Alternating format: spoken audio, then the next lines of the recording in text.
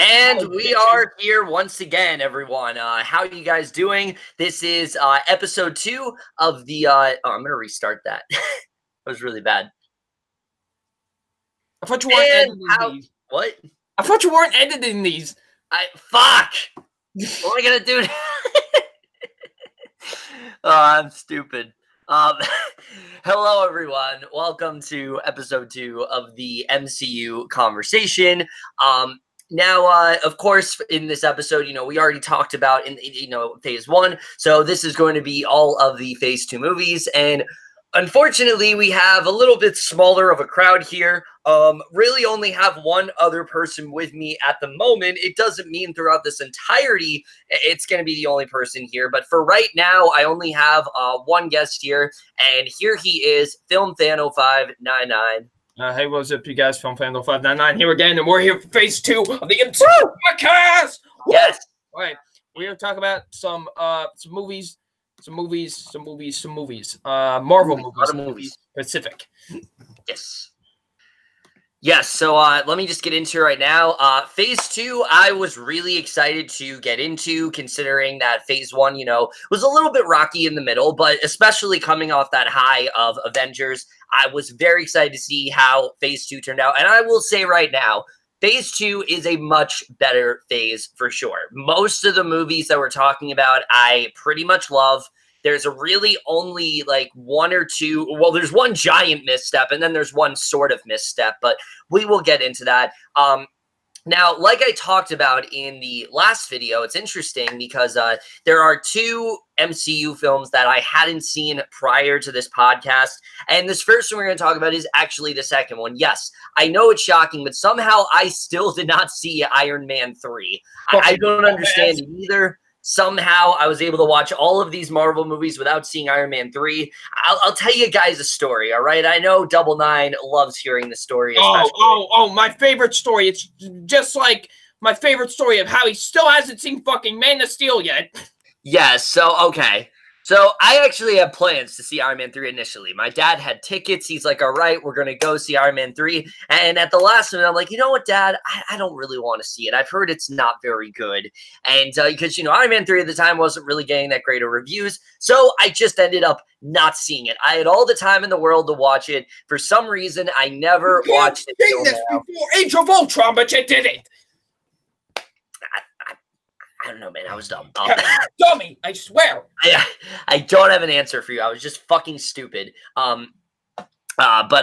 Yeah, so I've now seen the movie, and I will say right now that I very much regret not watching it in theaters, because for me, this is easily one of the most underrated, I think, in the entire MCU. I absolutely adore this sequel.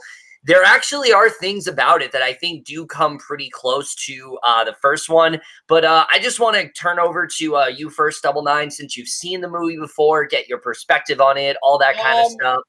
I've had the rockiest relationship with this movie, and let me explain why. Because I'm like... I'm sure a lot have.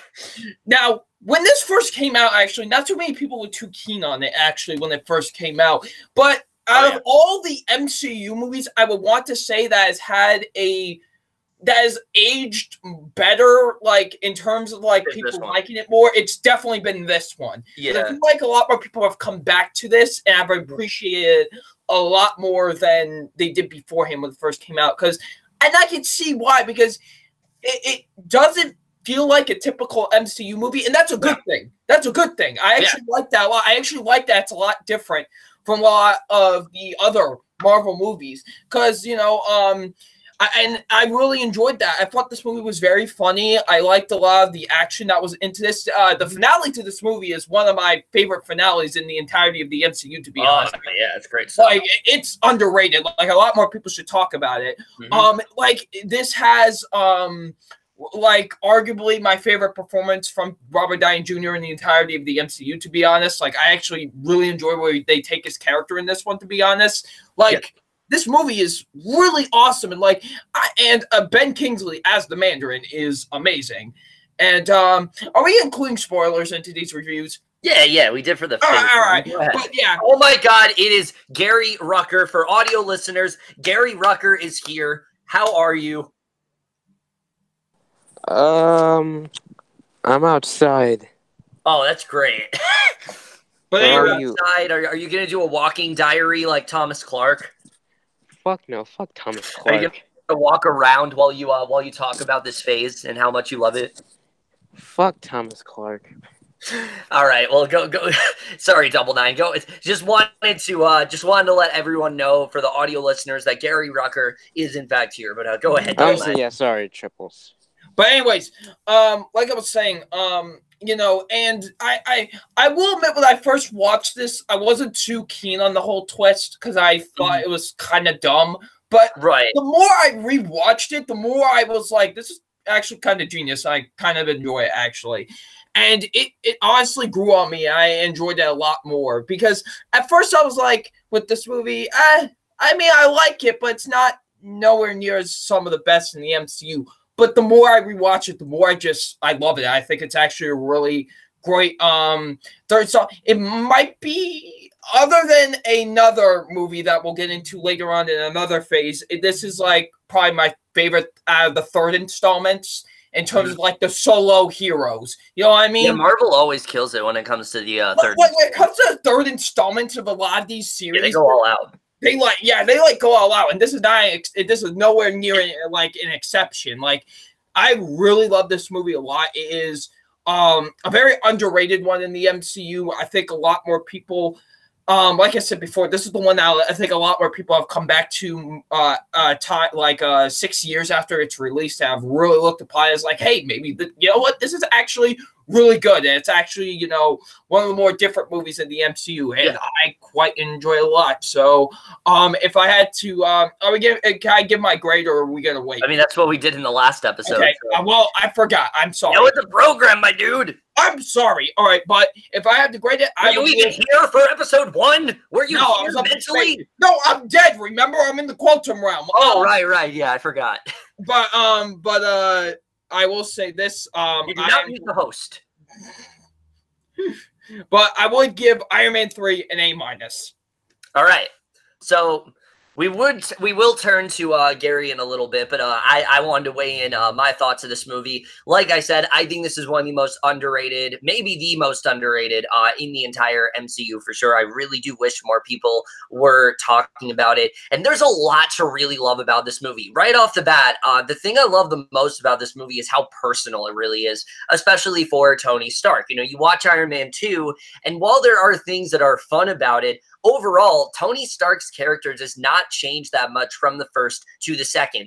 This film, on the other hand, is pretty much the complete opposite. I mean, to say that Tony Stark has changed rapidly, you know, after the events of the Avengers is a huge understatement. I mean, you know, you start this movie, he's having all these panic attacks. He's got like very severe PTSD, and they handle it in a very realistic way. And that's something I really absolutely love about this film. It gets into the inner pain of Tony Stark and portrays him in a very human way that I don't think a lot of MCU films have really done. The only one I can really think of is like Infinity War that really did that. Civil War kind of did that as well, but this is definitely, I think, probably the most personal of the Iron Man films for sure.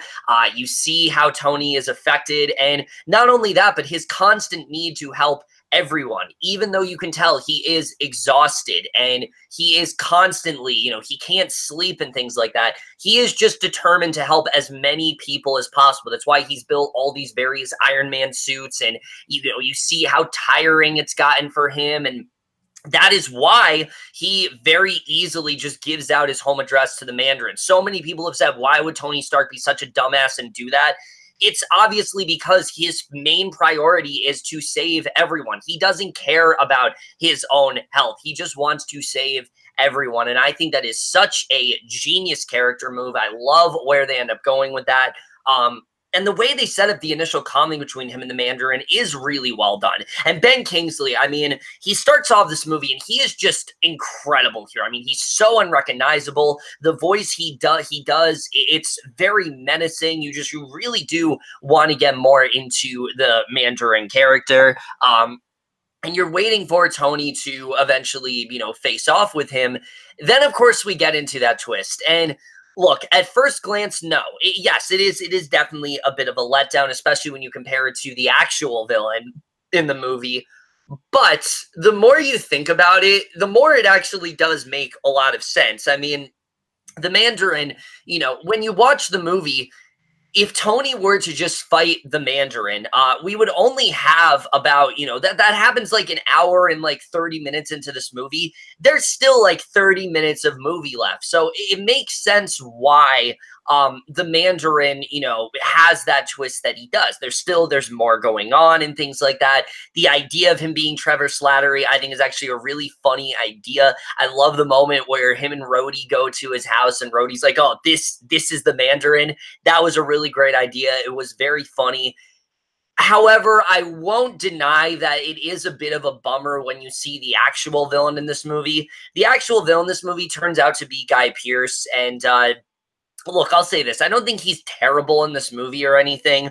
But considering how personal this movie is and the journey that Tony Stark does go through, I mean, not only with his need to constantly help everyone, but also that bond he has with that one kid who I am so excited we're finally seeing again in Endgame, because I think the relation between those two is extremely underrated. And I can tell you right now, if Spider-Man was not in the MCU, I really do think we would have tapped more into that relationship. I think we would have been seeing a lot more of that kid for sure. And I think much of what they wanted to do with him and that kid, they basically saved for Spider-Man. And I'm hoping that we do get to see some really good stuff between him and that kid once Endgame comes around. Because it has been confirmed that Ty Simpkins, that's the actor, right? Yeah, Ty Simpkins. Yeah. He is going to reprise his role in Endgame, and I'm excited to see what he ends up doing there. But yeah, so I really do love the way all that stuff is done. But Guy Pearce as a villain, yeah, he is a bit underwhelming. You want a little bit more from him. It doesn't really go that far beyond from just he is this villain that kind of just wants to take over the world and all this kind of stuff. He just wants to cause chaos. He wanted to control Trevor Slattery and things like that. It's not really explained all that well. I don't dislike this villain, though. Like the moment where you have that final confrontation with him and Tony, and he's like, I'm the real Mandarin, I think it's a really great moment. And I do think he does a really good job there. And the new characters as well. Let me just say, I also really did like in this movie, similar to Iron Man 2, this film very much works. I mean, similar, this film really does kind of correct what Iron Man 2 got wrong. Much of the new characters I actually really like. The relation between Pepper and Rebecca Hall, I thought was really well done. There's a great scene between those two where Rebecca Hall is sort of talking about, Tony's in her pain and things like that. And that stuff was really good. I really loved getting into that relationship. And it's that much more devastating when it turns out that Rebecca Hall is actually on the more evil side of things. And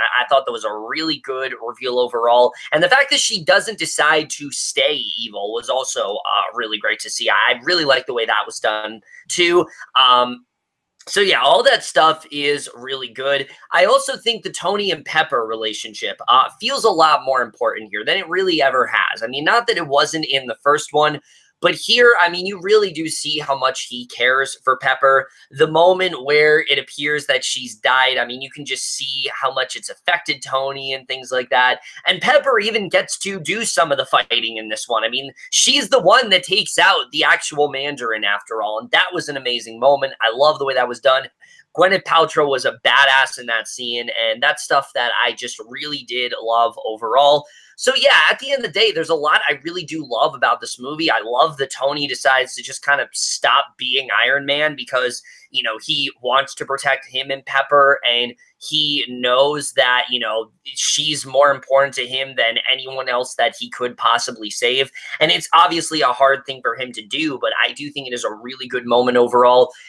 The only thing that holds this movie back for me, besides the villain, which, like I said, I think could have been a lot better, are a couple things. One, I think that Rhodey, as good as he is, I thought he was really underused in this movie. It wasn't really till the third act where I thought that, okay, he has a really, he has some good stuff to do. He just doesn't play that significant of a role in this movie. And look, I know it was disjointed, but I kind of wish that the storyline we got between him and Tony in Iron Man 2 was in this movie, because really, other than that, he doesn't really have much of anything to do, and that was definitely a little disappointing for sure. And I do think a few of the side characters, there just wasn't a ton to them overall. But for the most part, Iron Man 3 is a really well done film that I just don't think enough people talk about. And similar to Double Nine here, I'm going to agree with you as well. I got to go an A minus for this one. I think this is extremely underrated.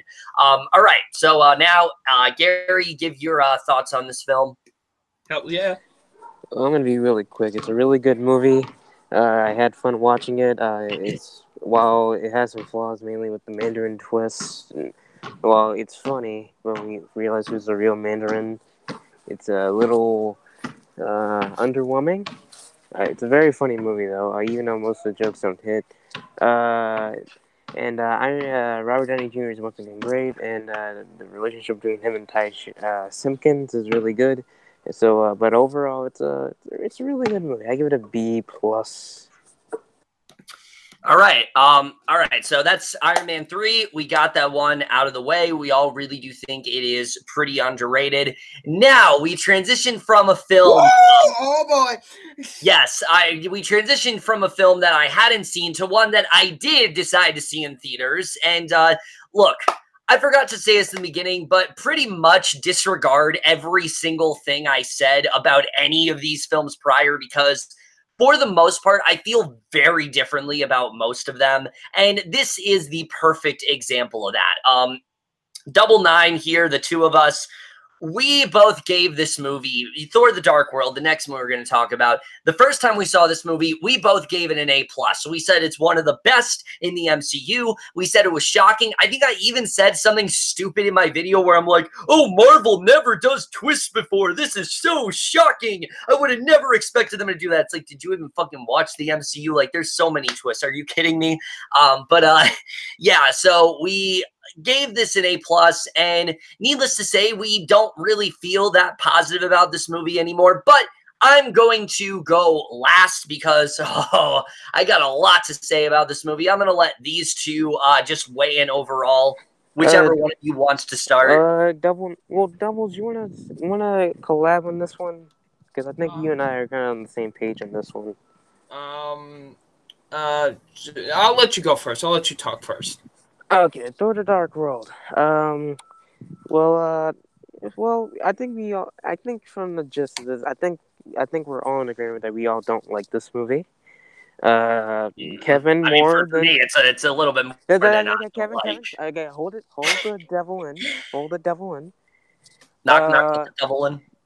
The different Marvel universe.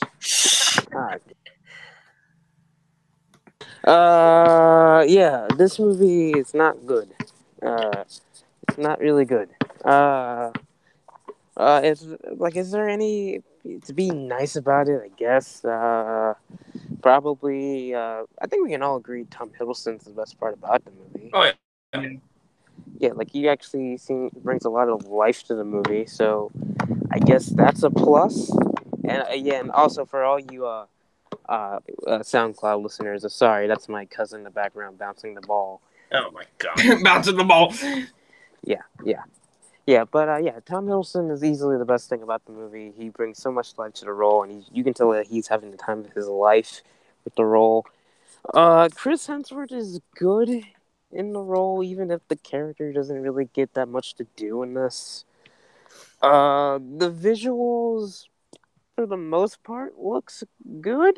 They're nothing mind-blowing or anything, but they're good for what they are. I'll admit, there's some funny moments when I meant like 2 or 3. Like I like the moment where the opening battle, where Thor literally knocked that, like fucking destroyed that fucking rock monster. Like that was funny. Like, come on, like give it. That was funny. Anything else? Not really. Okay, let's get with the bad. Okay. The bad. Jane Foster is literally a plot device in this movie. And Natalie Portman looks bored out of her goddamn mind. The rest of the acting is either boring like they look bored out of their minds, or they got nothing to do. Like fucking the fucking her and Stellan Skarsgård and fucking Rene Russo got nothing to do in this movie except Stellan Skarsgård. Yeah, you see him running around naked in this movie. That's Butt ass something. naked. Oh my god. That's amazing. Tony. The action scenes aren't really all that fun to watch. And fucking, I can get to the worst part about the movie. Kat Dennings. Look. Oh man. Hey, Kevin. My favorite. Kevin, shut up, Kevin. Now look. I'm sure Kat Dennings is a talented actress and other stuff. But in Thor movies, she's easily the Darcy character is not only the worst character in these movies, she's also the worst character in the entire MCU by far. She's not funny. She's annoying. And every time she comes on screen, I really want to say, fuck off. Like, seriously. And also, let's not forget everybody's favorite Marvel villain, Malekith. I love Matt Jameson as the villain. Matt, who? Leftovers! Oh, okay. I don't watch the fucking Leftovers. I don't either! Yeah, you do. You've seen 4 episodes. No! I yeah, forgot. yeah. Bullshit. Anyways, You got me there. Anyways, fucking Christopher Eccleston, that's fucking Malekith. The villain sucks. He's easily the worst MCU villain by far. Like say what you want about like fucking Mickey Rourke and fucking Sam Rockwell in Iron Man 2, but at least they try to bring some stuff, something like entertaining and engaging in their roles, even if the execution wasn't that well done. Every time Malekith is on screen, I'm like, can we just go back to Thor and Loki and all that? Hell, I'd rather go back to the stuff with fucking Jane or the Warrior Street. Like as much as those stuff didn't like amaze me or kind of got me interested, at least they're more interesting than this motherfucker. And the cinematography isn't really that well. It's very dull to look at too. Like, honestly, that's the perfect way to describe this movie. It's really boring.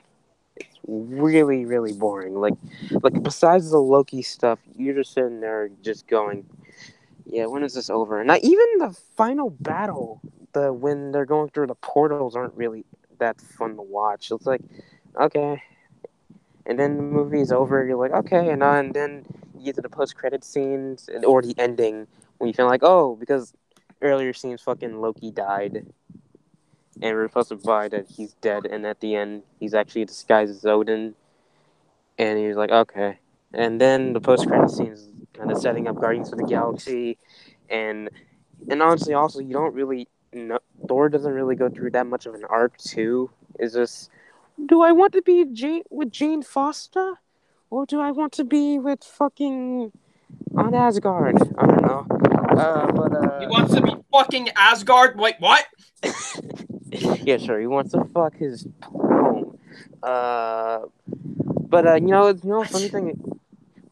Whatever. Like, you know what the funny thing is though? Patty Jenkins was gonna do this movie.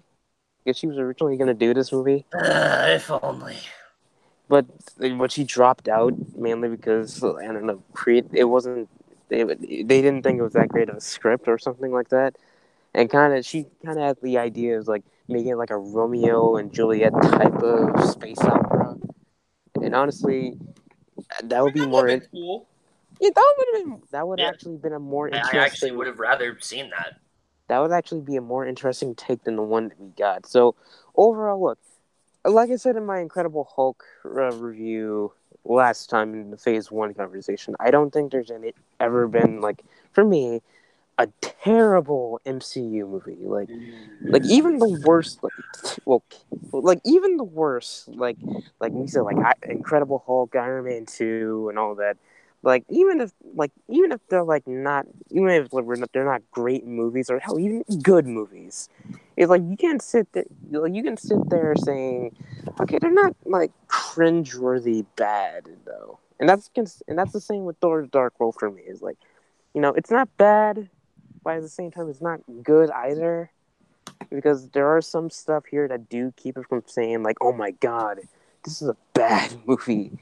So, but yeah, it's not good. It's easily by far the worst MCU movie, because at least with Incredible Hulk, there are some moments in that movie that are kind of laughable. Well, this one is just dull, just very boring, and that's so overall. I give Thor: The Dark World C. It's whatever. All right, double nine, go ahead. All right, now, Thor: The Dark World. Shut up. It's a cinematic masterpiece. I love it. No, I'm kidding. Oh, yes. A+ all the way. Great stuff. Number 5 for 2013, right? It was number 2. But oh my god, it was. What the? Listen, all right. But anyways, no. So I used to be a big defender of this movie until we rewatched it. And I was like, literally on Tuesday. And now, yeah, this is like my second least favorite in like the entirety of the MCU, to be honest. This is such a bleak and just boring movie to watch, to be honest. It's just now let me get some good things. All right, I still think Chris Hemsworth as at least good as Thor. I still like him. It's definitely his worst performance as the character, but it's not saying much because I still think he's at least good in it. He's at least bearable to watch in it. I will say the things that they do with the Thor character in here are not that great, and they should be a lot better considering Thor is actually a really interesting character, and just the way this first movie and then this, it seems like at the time the Avengers movies were really the only movies that made him as compelling of a character as he really is. Yeah. And then Taika came. We'll get to there in the next. We'll get to there in phase 3. He just the things that they do with him. I still don't really think the relationship between him and Jane are all that great, to be honest. It's kind of still boring as hell.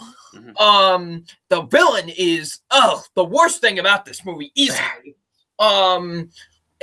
Easily the worst villain in the entirety of the MCU. I know I said Mickey Rourke was, but like after rewatching this, no, it's Malekith. I will say this: I do really enjoy the finale to this movie. I still think it is one of the most underrated climaxes in the entirety of the MCU. I think it's really fucking fun. I enjoy when they keep on jumping to different dimensions to different dimensions. It was really cool, and there are some points where the movie does look visually nice. There are points in the movie where it does, but for the most part, it really doesn't. Yeah, I'll go back to like the scene where they're all, because Frigga died, and then they kind of celebrate with her death by kind of shooting like arrows and fires. Like that was actually a visually stunning scene. I'll give it that. Yeah, there are some points in this movie where it is visually nice to look at, but for the most part, it's very bleak to look at, and you don't enjoy it all that much. And yeah, this is a boring movie, and literally, I almost fell asleep twice while we were rewatching it. So, yeah, not good. Gets a C-. It's almost just like with Iron Man 2 is almost close to being an almost unbearable movie to watch. But my boy, you forgot Loki. Well, he was cool too. I enjoyed him, but even his stuff wasn't nearly as interesting as it should be. Oh man. All right, seriously, yeah. Let's get to this motherfucker who loves the movie the most out of all of us. We all remember last episode when Adam Haskell, one of his only appearances on the episode, he gave a whole rant about the Incredible Hulk. That's basically what I'm about to do with this movie, because honestly, there's not much to like about this film. There really isn't, at least for me. This is almost an unbearable MCU film. I honestly have a hard time understanding how this is an MCU film, because I'll just say right off the bat, this has to be one of the most lifeless and nothing superhero films I have seen ever. I think there is so much potential that is wasted in this film. But I'll just get into it right now. So, okay, in terms of positives, there's really not too many. Look, I will say there are points in this movie. Chris Hemsworth, he is doing a good job at points in this movie, at points. I'll get into that a little bit, but there are definitely times where you can tell he's still great as the character. He does do a really good job for sure. It is not his fault what they end up giving him. And Tom Hiddleston is easily the best thing about this movie. Whenever they cut back to Loki, the movie is still boring, but not nearly as unbearable as it is throughout the rest. Honestly, I have kind of, I still think it's kind of boring because when he's there. Oh, it is. Yeah, no, I'm not gonna. I'm gonna be honest. As much as I love Tom Hiddleston as Loki, this is like easily the least interesting I've seen his character. Yeah, no, I'm not gonna disagree with you there. But like the scene where he's talking to Odin, for example, and Odin's talking about how he like betrayed him. That stuff's interesting. I want to get more into that stuff. How Loki is sort of a traitor and how he is, you know, going to the dark side and things like that. That's a really interesting story. They just don't focus on it enough. And even at that, when Loki's sitting in that jail cell, it looks so obviously CGI. Everything about it looks fake. And you cannot convince me for 1 second that is an actual jail cell. It actually looks like shit. And it's probably some of the worst cinematography in this entire movie. All right. That's it for me being nice. Because now we get into the stuff that I mean, even when you were nice, you were kind of still acting mean. Yeah, because there's really not too much I can say about this movie that is positive. Look, I said in the first one that, you know, the entire movie should have been on Asgard. And look, I even said in the first episode that we were going to eat our words at that. And that's because of just how terrible this movie really is. I mean, you have some place like Asgard, which should be really interesting, but they don't do anything interesting with it. Most of the movie takes place in the quote unquote dark world. And it is probably some of the most dull and just monotonous cinematography you'll ever see. It is so boring, and the film has almost no style to it whatsoever. I can't recall of a shot in this movie that was visually stunning or something that was memorable. Everything about it just looks so middle of the road, and it just did not seem like they had much of a visual style at all. And I think there was a huge missed opportunity here, at least with the first one.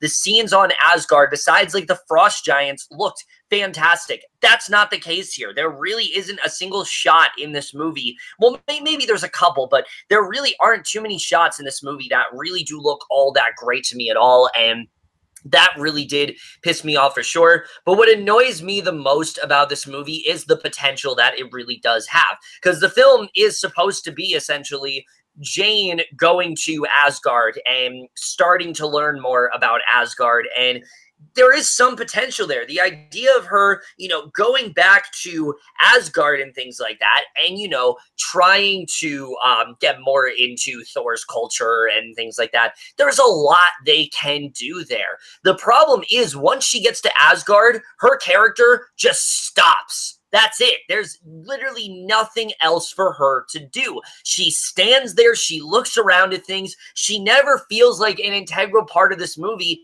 And it just makes you realize how bland of a character she really is. There is honestly less with the Jane Foster character than there was in the first movie. And I didn't think that was possible. I legitimately didn't think it was possible for them to develop her less, but they legitimately give her nothing here. There is nothing for her to do. There is not a single scene in this movie where you feel any hint of chemistry between her and Thor. At least in the first one, we had that campfire scene. There's none of that here. You don't feel anything between these two.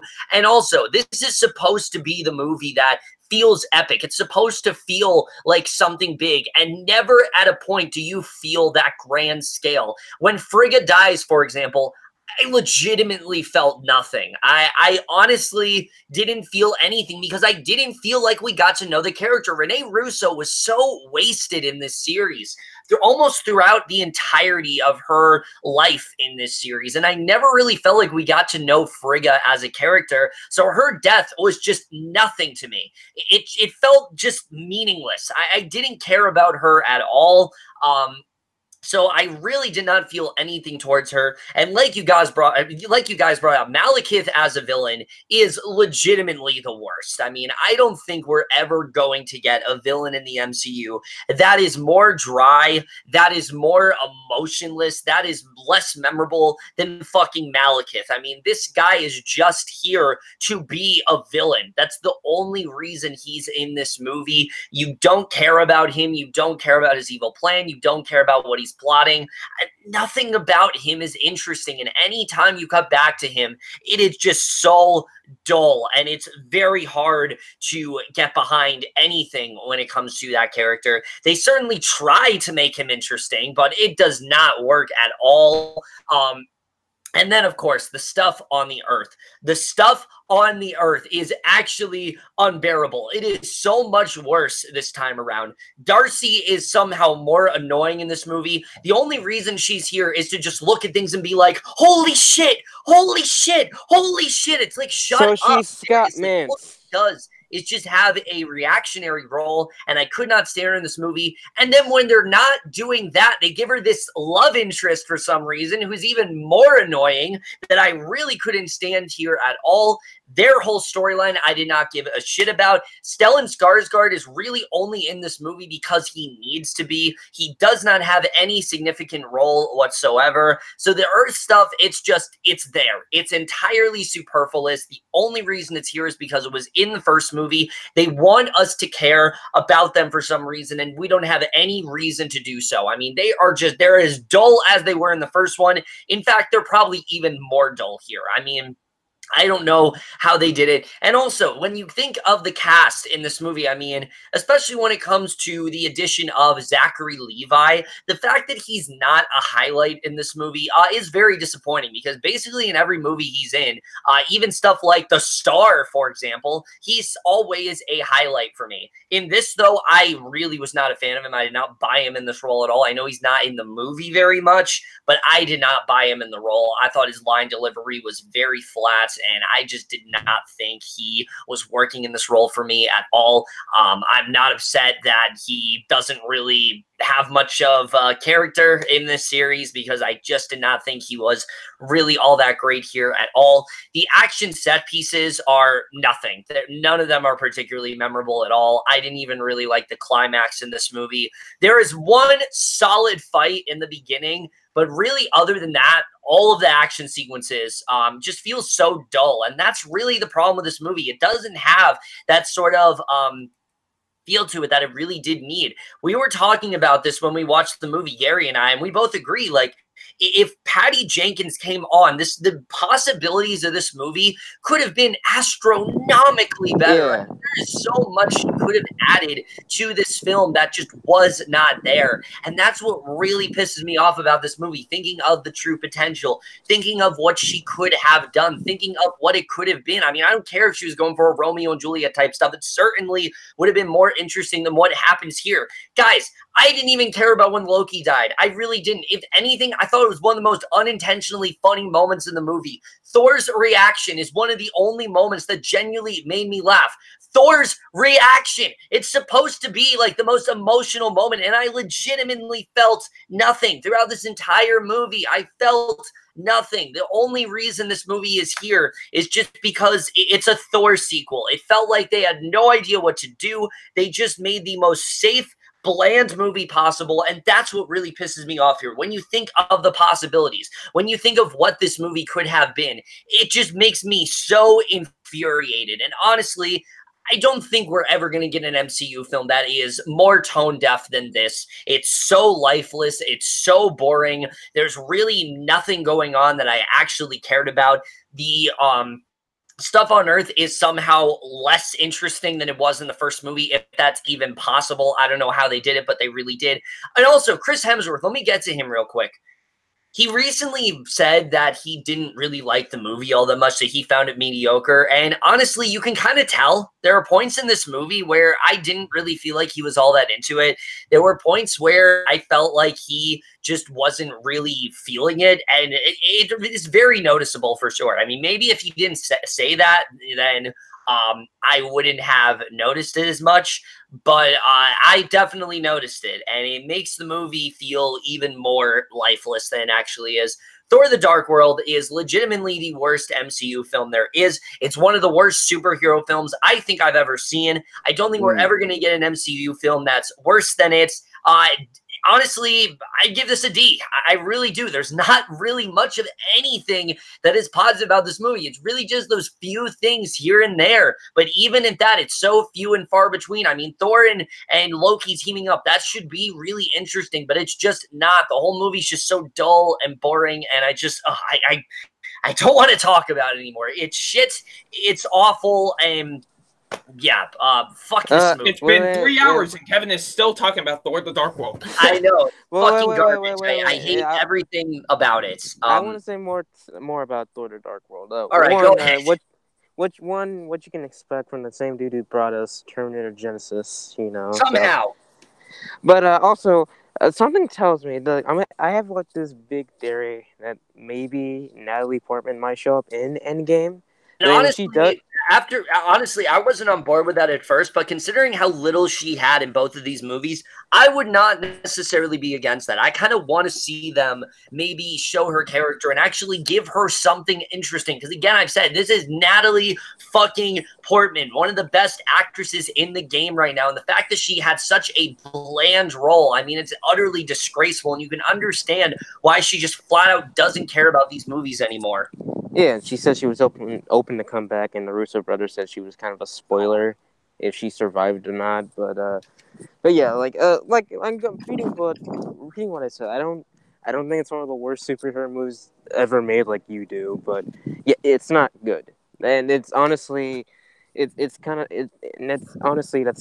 sad to say call an MCU movie boring. Yeah, because that's the one thing you don't want to. Because that's the one thing that I can't say about everything else. Like, well, maybe besides Incredible Hulk, but this honestly, yeah, this movie is not good. I know there's some people out there who do like the movie, and if you do, that's fine, that's awesome.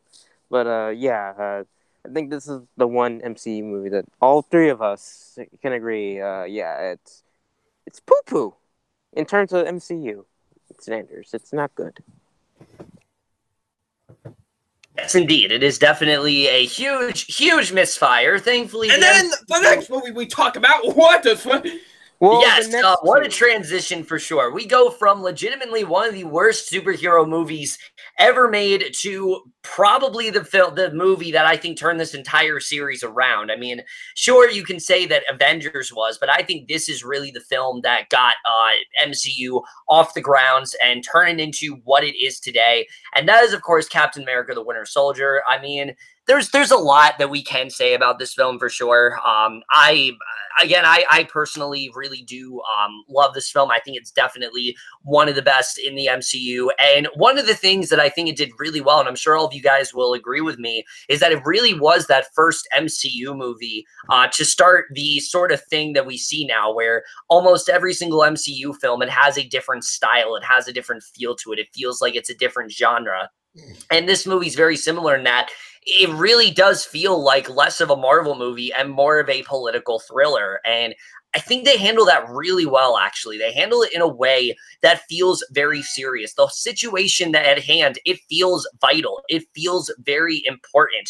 You really do understand the stakes that are going on in this mission. And I think they handle it with such ease, and I was so impressed with, and again, I've seen it before, but just rewatching it, I was so impressed with the way they really do lay out the details here, especially the situation between S.H.I.E.L.D. and Hydra. I mean, you heard about it in the first one, but they really do push that idea to the forefront here, and I thought it was very well executed. I really do love the way it's done, for sure, but I'm going to go back to myself in a minute.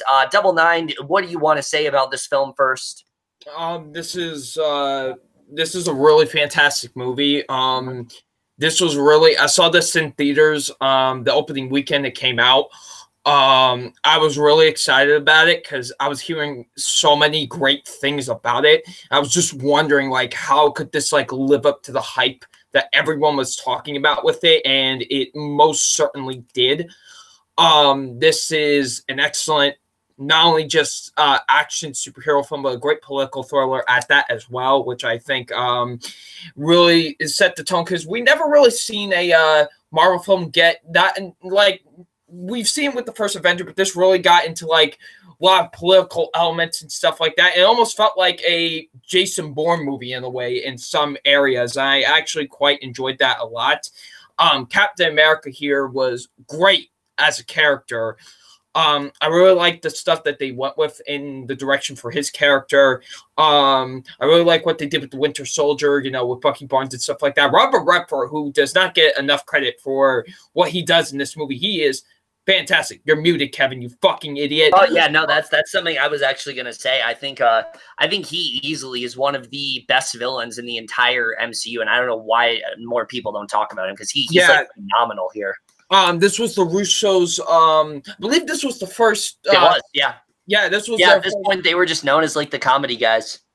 Yeah, this was their first action film, and holy moly, they take everybody by surprise, because, man, the action sequences here are fantastic. I think they're so well filmed. One of my favorite fight scenes is in the elevator, actually. I enjoy that fight scene a lot. I know some people don't like it because it's kind of a little bit too edited, too much of it, but I actually quite enjoy it. And there's a lot of cool action scenes here, like the opening action scene. Oh, yeah. Is awesome. I love that scene a lot. It's a great movie. I really do think and it really made people take Captain America a little bit more seriously as a hero. I actually like that a lot. So, yeah, Captain America, the Winter Soldier, amazing film. I love it a ton. I'm going to give it an A.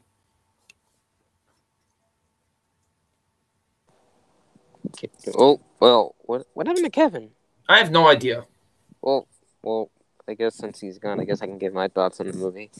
Sorry, for all you SoundCloud listeners out there, Kevin is not here now, but don't worry, he'll be back. But okay, here's my thoughts on Captain America: The Winter Soldier. Now, I did not see this movie in theaters. Actually, I saw this on TV. I saw this on TV. The Winter Soldier. Gary. Shut the fuck up. It was on when it was on Stars. I watched the movie, and you know, when I never heard, because like you guys said, this is the Russo brothers' first movie in the MCU, and like the only thing I knew them by is like, oh, they're the guys who also did like stuff like Arrested Development and Community, and also they directed another movie with fucking Owen Wilson, You, Me, and Dupree. Yes, that one. Yeah, I heard that movie's awful. So when you kind of think about it, it's like, oh, these guys that did all these comedy shows. Yeah, it's definitely a strange choice for sure, but thank God they chose him. Yeah, and you know, like, I remember as we talked about this in our Captain Marvel spoiler reviews that Jackson mentioned this, that Captain America in First Avenger, he was really cool. You like him, you like him. He's really cool. But would you say he's amazing or anything? This movie was what made people say Captain America is actually a fucking badass. And like you guys said, it definitely feels like more of a political spite. This actually was the start of the MCU kind of delving into like different genres, because this movie actually, like you guys said, it feels more like a political spite thriller. Yeah. And it does a great job. The Russo brothers knocked it out of the park with this one. Like you guys said, Chris Evans is once again great as Captain America. I love him in the role. And his arc going through this movie, especially in figuring out that Bucky is actually the Winter Soldier, is incredible. Honestly, if you ask me, this is actually my favorite performance of Scarlett Johansson as Black Widow. To be honest, I actually would agree with this. Yeah, and I love the banter between her and Chris Evans.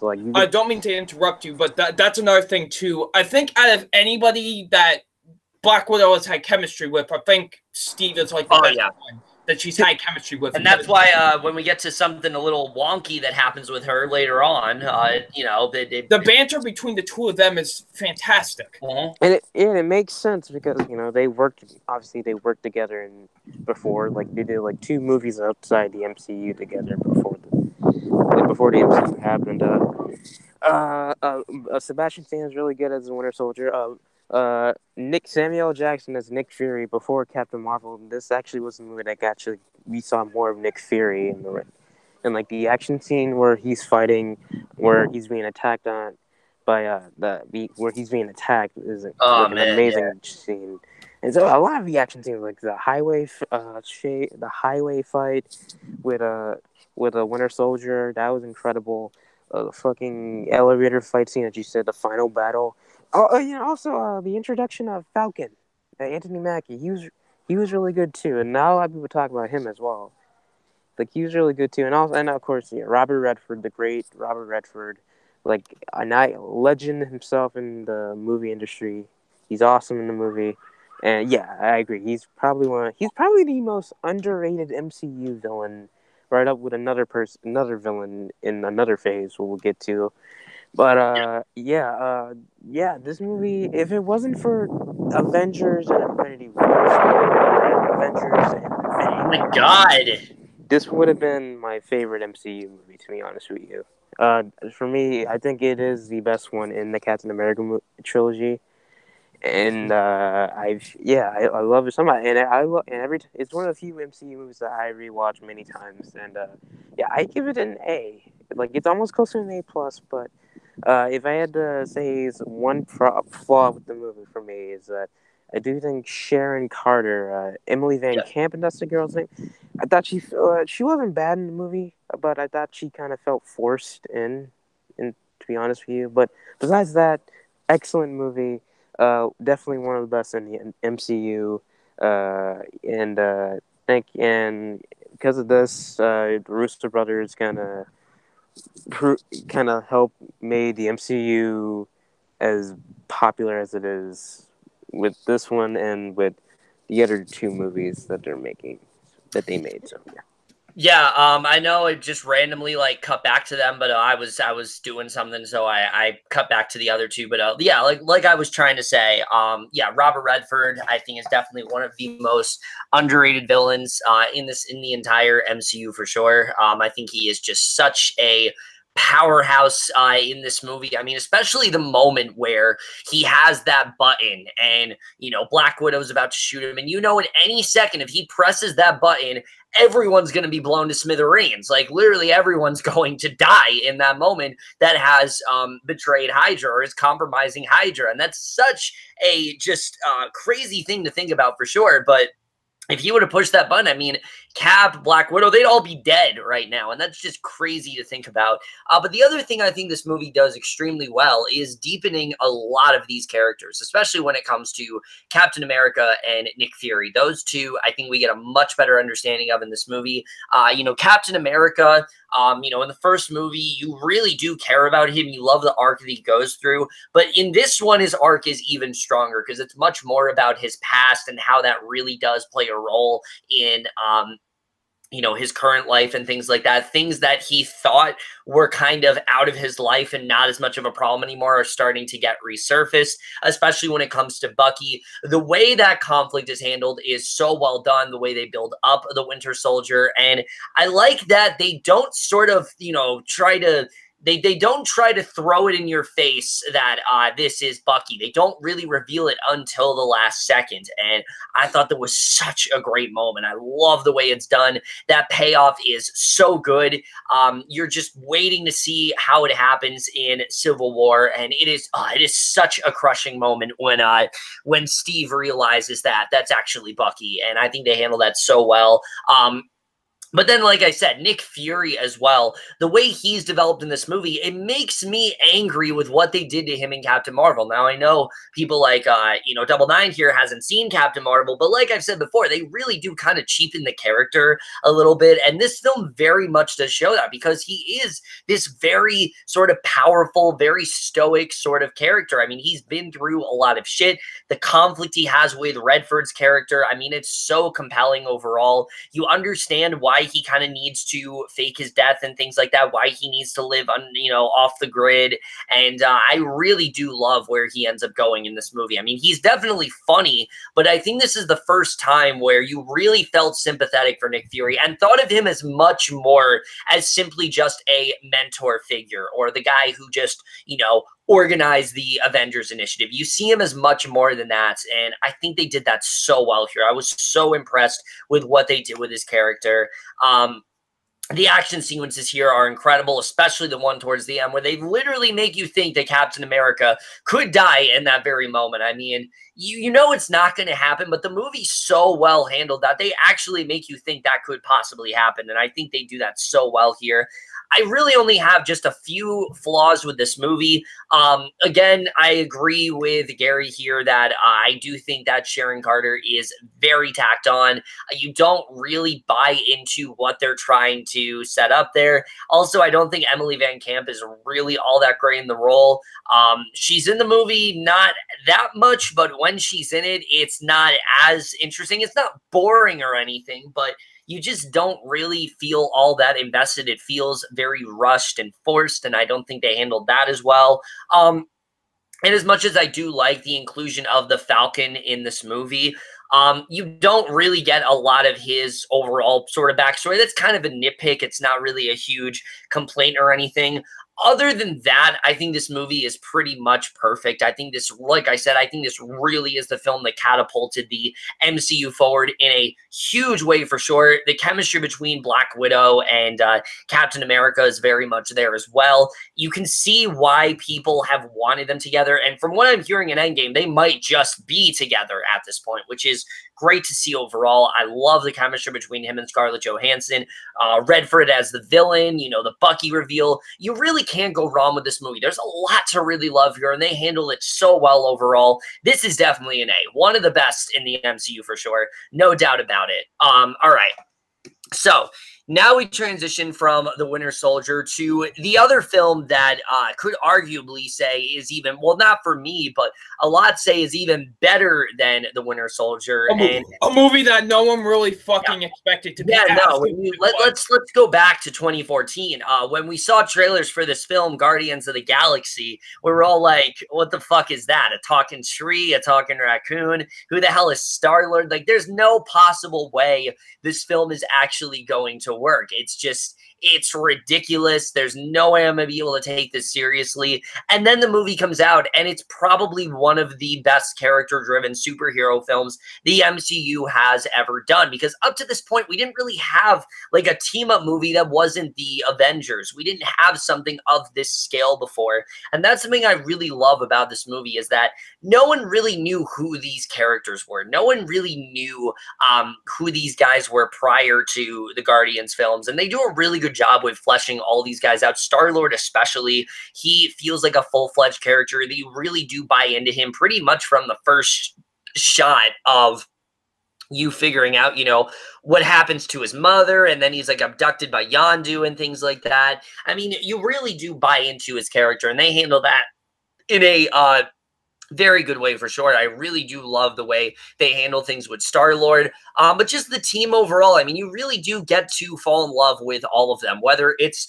Gamora and her sort of complicated history with, Thanos, who is her father, or fleshing out Rocket Raccoon and him trying to go straight, but you see that he still is doing a lot of mischievous things, and him butting heads with Drax. I mean, that stuff is great. And then Drax, him sort of trying to get over the loss of, his wife and daughter who have been killed before. And even Groot. I mean, you really do care about Groot in this movie, a tree, but you really do care about him. Groot is probably one of the more level-headed members of the team, and you really do do fall in love with that dynamic between him and Rocket Raccoon, and they really do a great job of, like I said, making you care about these five. And considering the film is centered around them, I think it's handled very well here, and that's something I really do love about this movie overall. In terms of action sequences, it's just so entertaining and so fun to watch. I mean, the action sequence where they are in the prison, that stuff is really great overall. I love the way that stuff is done. I also really do love the one where they're, you know, like in that ship and they're starting to go through space. I mean, stuff like that is really great. The film, you can tell it's kind of like loosely inspired by like Star Wars and things like that, and they definitely do handle that very well here. That's something else that I really did enjoy, is sort of the cosmic feel of it, if you will, because like I said, I mean, Winter Soldier established this thing where almost every single MCU film has a different tone to it, and this is a very good example of that, for sure. And yeah, so there really is a lot to love about it in terms of that. The cinematography is so on point here as well. I think that's also very well handled. And the score, I mean, who doesn't love the 70s score that Star-Lord has throughout the movie? It's so iconic at this point, Hooked on a Feeling and things like that. It pretty much is its own character in the movie. And thank God for that, because there's so much memorable music in this thing. You honestly can listen to those songs, and they probably recontextualize the meaning of them for you. It's just because of how integral they are in this movie, and that's something that I really do love. Music plays a huge role here, and I really do enjoy that a lot. The film is like 2 hours long, and it really does fly by. I think it's probably one of the most rewatchable in the entire MCU for sure. When it comes down to flaws, there really isn't too many here. I will admit, as much as I do like the Yondu character, compared to the second one, he's just not nearly as dynamic here. He starts off and he's really unlikable, just wanting this like one object and wanting all this money from, you know, Quill and things like that. He's just not very, he's very hard to sort of get into at first. He gets better later on, but for a while, he's not really that likable of a character. Also, I know she's not in it much, but Karen Gillan as Nebula, I'm just not a fan of her. I've never bought into her in the role. I think she has gotten better over time, but especially the first two Guardians films, second one especially, we'll talk about that more in phase 3. Very rough. I never really have bought into her as the character, unfortunately. I like Karen Gillan, but as the character, I just really think she overcooks it. And of course, you know, the big one of them all. Also, before I do get to that, though, I will say when we see Thanos in this movie, really doesn't look all that great. There's a lot of effects that could be touched upon for sure. But the biggest flaw is absolutely Ronan the Accuser. I mean, you see him in this movie, and Lee Pace is doing a good job. I don't want to say that, you know, he's bad in this movie. This is not like Christopher Eccleston, who legitimately had nothing to do as the character. Like, he's a much better villain than that. It's just the way they talk about Ronan, you know, how intimidating he is and how, you know, powerful and dominant of a figure he is, it sounds a lot more interesting than it actually is. And whenever we come back to him, the movie's just not nearly as dynamic. It doesn't feel as fast-paced. It doesn't feel as in the moment. Most of the film has this very sort of fast-paced sort of feeling. And when we cut to Ronan, it does very much slow down. And he's just not a very memorable villain. The only real memorable scene with him, of course, is when Quill is trying to distract him. But really, other than that, there's not really a lot to latch onto with this character. Other than that, though, overall, this is such a fantastic movie. It's so rewatchable. I adore it so much. Big A- for Guardians of the Galaxy. Definitely, like I said, one of the most rewatchable, I think, in the entire MCU. I'm hooked on a feeling. All right, now. I don't believe it. All right, now, no. Guardians of the Galaxy. Motherfucker. Guardians of the Galaxy. You got me singing now. Is easily my favorite in phase 2. I do think this is a fantastic movie. The dynamic between all the characters is fantastic. Other than the Avengers, this is probably my favorite superhero team to probably ever grace the big screen, to be honest. These guys just have so much great chemistry with each other. I love the back and forth between Star-Lord and between Rocket Raccoon and, you know, Gamora. Like, I just love all of their banter between each other, and the script, really helps out a lot. I think the writing is really fantastic with this film. Has one of my favorite screenplays to any MCU film. The directing is fantastic. It's beautifully shot. The aesthetic with this movie is really amazing. Probably my favorite aesthetic with any of these MCU films. I just love how space looks in this. It's very beautiful. I love it a lot. It just creates such a great atmosphere for this film, and I really enjoy it a lot. This movie is hilarious. A lot of the jokes land hard for me. I think it's very, very funny. The action sequences are incredible to this film. Like, I really love the action sequences a ton with the movie.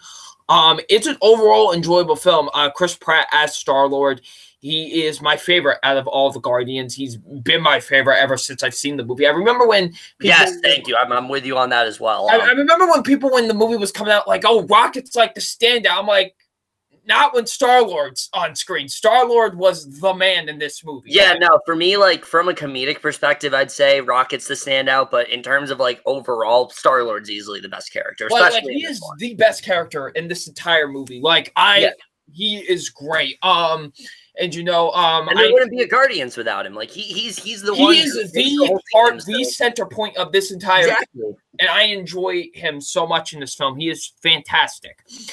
Zoe Saldana is really good as Gamora in here. Dave Bautista, who I was excited about this going into it because I love wrestling. So to see Dave Bautista in a big movie like this was exciting towards me. He was great. I loved him as Drax the Destroyer. Bradley Cooper is great as Rocket Raccoon. And, even though he says only 3 words in the movie, Vin Diesel is great as Groot. It's just as awesome. This movie is a fun, awesome space superhero team-up movie. Like, no one really expected this movie to be as good as it was. I was looking forward to it because it did look very different from most MCU movies we have gotten. But it turned out well, and this was, to me, the movie that really made me not doubt Marvel into going into territories that, they wanted to go into, like going with more not so well-known characters. Like, this movie convinced me that they could pretty much do anything, to be honest. So, Guardians of the Galaxy, to me, gets an A, is very, very close to getting an A+. It used to be for me, but over time, it is a great movie. It's very close to a near-perfect superhero film, in my opinion. Oh, me? Yeah. Well, first of all, Kevin, it's not a 70s score. It's a soundtrack, you dumbass. Yeah, that's what I meant. The 70s score, like the soundtrack. Just call it a soundtrack, dude. It's a soundtrack. But anyways, Guardians of the Galaxy is phenomenal. It is one of the best MCU movies. It is one of the best superhero movies ever made. My God. Now, this is actually, for me, this was like Marvel's biggest risk because I have never heard of these characters in my life. And from the moment you see a fucking talking raccoon in a fucking giant tree, you're like, I didn't know how to feel about it. But after seeing the movie, I saw this movie in theaters, and I was blown away by what I saw. It was one of my favorite films of that year. James Gunn did a great job with that. And like I said, going back to like the MCU trying new genres, this feels more like a space opera to me. The cast is great. Chris Pratt. Now, Chris Pratt was the most interesting casting choice because when you think about Chris Pratt, you kind of think of, oh, it's the fat guy from Parks and Rec. And he proved everybody wrong. He is incredible in the movie, and you guys are right. He is the heart and soul of the team. Zoe Saldana is really good as Gamora. Dave Bautista is really good as Drax. But for me, Bradley Cooper is the one who steals the show for me. I love Rocket, and I didn't know what to feel about him because, again, with this kind of movie, I can't. You think seeing a talking raccoon, I can't really get it. I thought he might take me out of the movie, but he didn't. Bradley Cooper just pulls me back in. He's incredible in the roles. Vin Diesel, even though he has like only 3 lines to say, oh my God, fucking plane. The plane!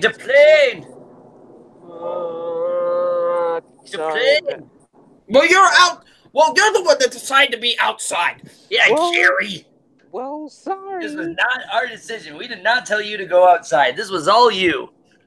Well, Kevin, guess what? What? Shut the fuck up. Wow. All right. Anyways, the visual effects in here are incredible. They're visually stunning. I didn't mind Karen Gillan as Nebula, mainly because she's barely in it. For what she did, I thought she did fine. Fucking yeah. Of course, if you're going to flaws, Ronan's like my only flaw with the movie. Like he's like it's not really Lee Pace's fault. It's just the character himself wasn't. He wasn't really written all that well, to be honest. That's kind of the thing with him. The other supporting cast, John C. Reilly, Glenn Close, Benicio del Toro, they were really good. But come on, when you think of Guardians of the Galaxy, you can't talk about the movie without mentioning the soundtrack. And that's the thing. Hold on.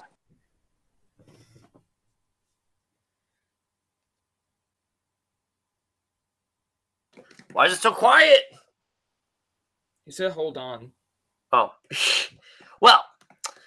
While we wait for Gary, I was going to say that something else that Guardians does really well that I don't think I talked about, and I can't believe I forgot, is that this really was the film that put Chris Pratt, he made him into the star that he is today.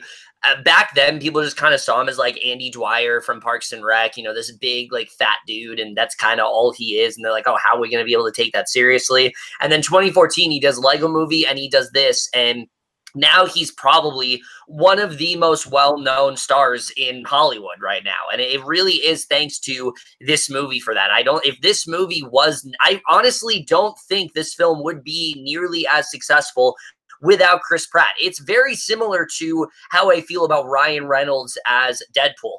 I don't think any other actor can play this role. I feel like this role was kind of made for Chris Pratt. And again, I think people really do forget the time when Chris Pratt wasn't as relevant as he is today. And it's because we see it in so many things. But, back then he wasn't really that well known. Well, he was well known, but he wasn't known for doing movies quite like this. And it really is thanks to Guardians for making him into the star that he is today. But again, I just wanted to say that. Go ahead, Gary. Because his ex-wife Anna Faris was kind of bigger than him at the time, but now table turns. Oh yeah, and by the way, I was talking about the '70s soundtrack. Yeah, I said in my Letterboxd review, and I said again, and I know this is gonna piss off a lot of DC fanboys, but yeah, this movie is exactly what Suicide Squad tried to be, but fucking failed at doing. Because Suicide Squad tried way too hard to be like Guardians of the Galaxy with the humor and the fucking soundtrack, and it fucking failed. Trying to shove the soundtrack into the movie, like, hey, remember this song? Remember that song? Remember this song? It got too fucking obnoxious. It got too fucking... This is not just Loser. And it got too fucking obnoxious to the point where I just, like, shut the fuck up! This movie, though, like you said, the soundtrack plays a big role in the movie. Yeah. And it plays like a character. And it means, mainly because it means so much, it kind of means close to Star-Lord, mainly because his mom gave it to him. Mm-hmm. And that's kind of, and for that, I love the soundtrack. It's one of my favorite soundtracks of all time. And overall, though, Guardians of the Galaxy, it's a phenomenal movie. I give it an A. And top 5 MCU movies. And I'm going to walk home. So, yeah. Woo! All right. Yes. Great idea to do a fucking podcast outside. Great idea overall for Gary Rucker. But, okay. So we got Guardians out of the way. Now, as I said in the beginning of this video, do not listen to my opinions from 2015. Do not watch my reviews from 2015. And this next film is especially a huge example of that. I mean, Next one we're talking about is Avengers Age of Ultron, of course. And look, this film, people had astronomically high expectations for, especially when that teaser dropped. It looked darker. It looked like it was going to be something that really was sort of like a turning point for the MCU and things like that. So everyone was really hyped for it. And I will just say right now, when I first saw this movie, I think I very much was just so hyped for it that I really could not wrap my head around the fact that this movie really is not anything that special. It really isn't at the end of the day. There are definitely things to like about it. I'm not saying it's a bad movie or anything, but at the end of the day, it feels very, very light. It feels like a very fluffy movie, and I don't think that's what they were really going for. I think the main reason for that is because of how much Joss Whedon did struggle with this movie. We all know how much, how hard of a time he had with writing this film. So I think it was just one of those cases where, so many people was on his ass and he had so many different drafts of what he wanted to do. I think he just I think he just stuck to the safest version possible. And I think because of that, that's why this film ends up coming off pretty mediocre overall. Now, I will say there are things to like about this movie. This is a likably sort of okay film. That's the best way to put it. It's likably mediocre, especially when it comes to the cast. I mean, everyone's still on their A game. Everyone's still doing a great job. The quips and things like that are as entertaining as hell. The scene where they're lifting Thor's hammer especially is absolutely hysterical. I mean, I talked about in the beginning of this video for a reason. The intro of this video, you heard me bring it up. That's probably one of the funniest scenes in the entire MCU for sure. Just seeing all of them taking turns and things like that. It's a lot of fun to watch.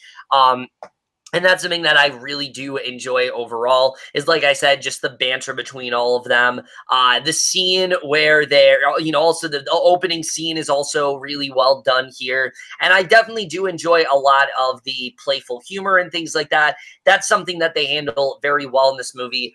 The problem is there really isn't. This movie is really nothing more than simply just a stepping stone for the MCU moving forward. I mean, there are so many cases of foreshadows. Honestly, you could play a drinking game. Take a drink every time you hear them reference another movie, because it feels like one of those movies where they're trying to set up something every few seconds. And I think overall, it just kind of stalls the movie. It really doesn't feel like the movie has as much of a focus as it really needs to.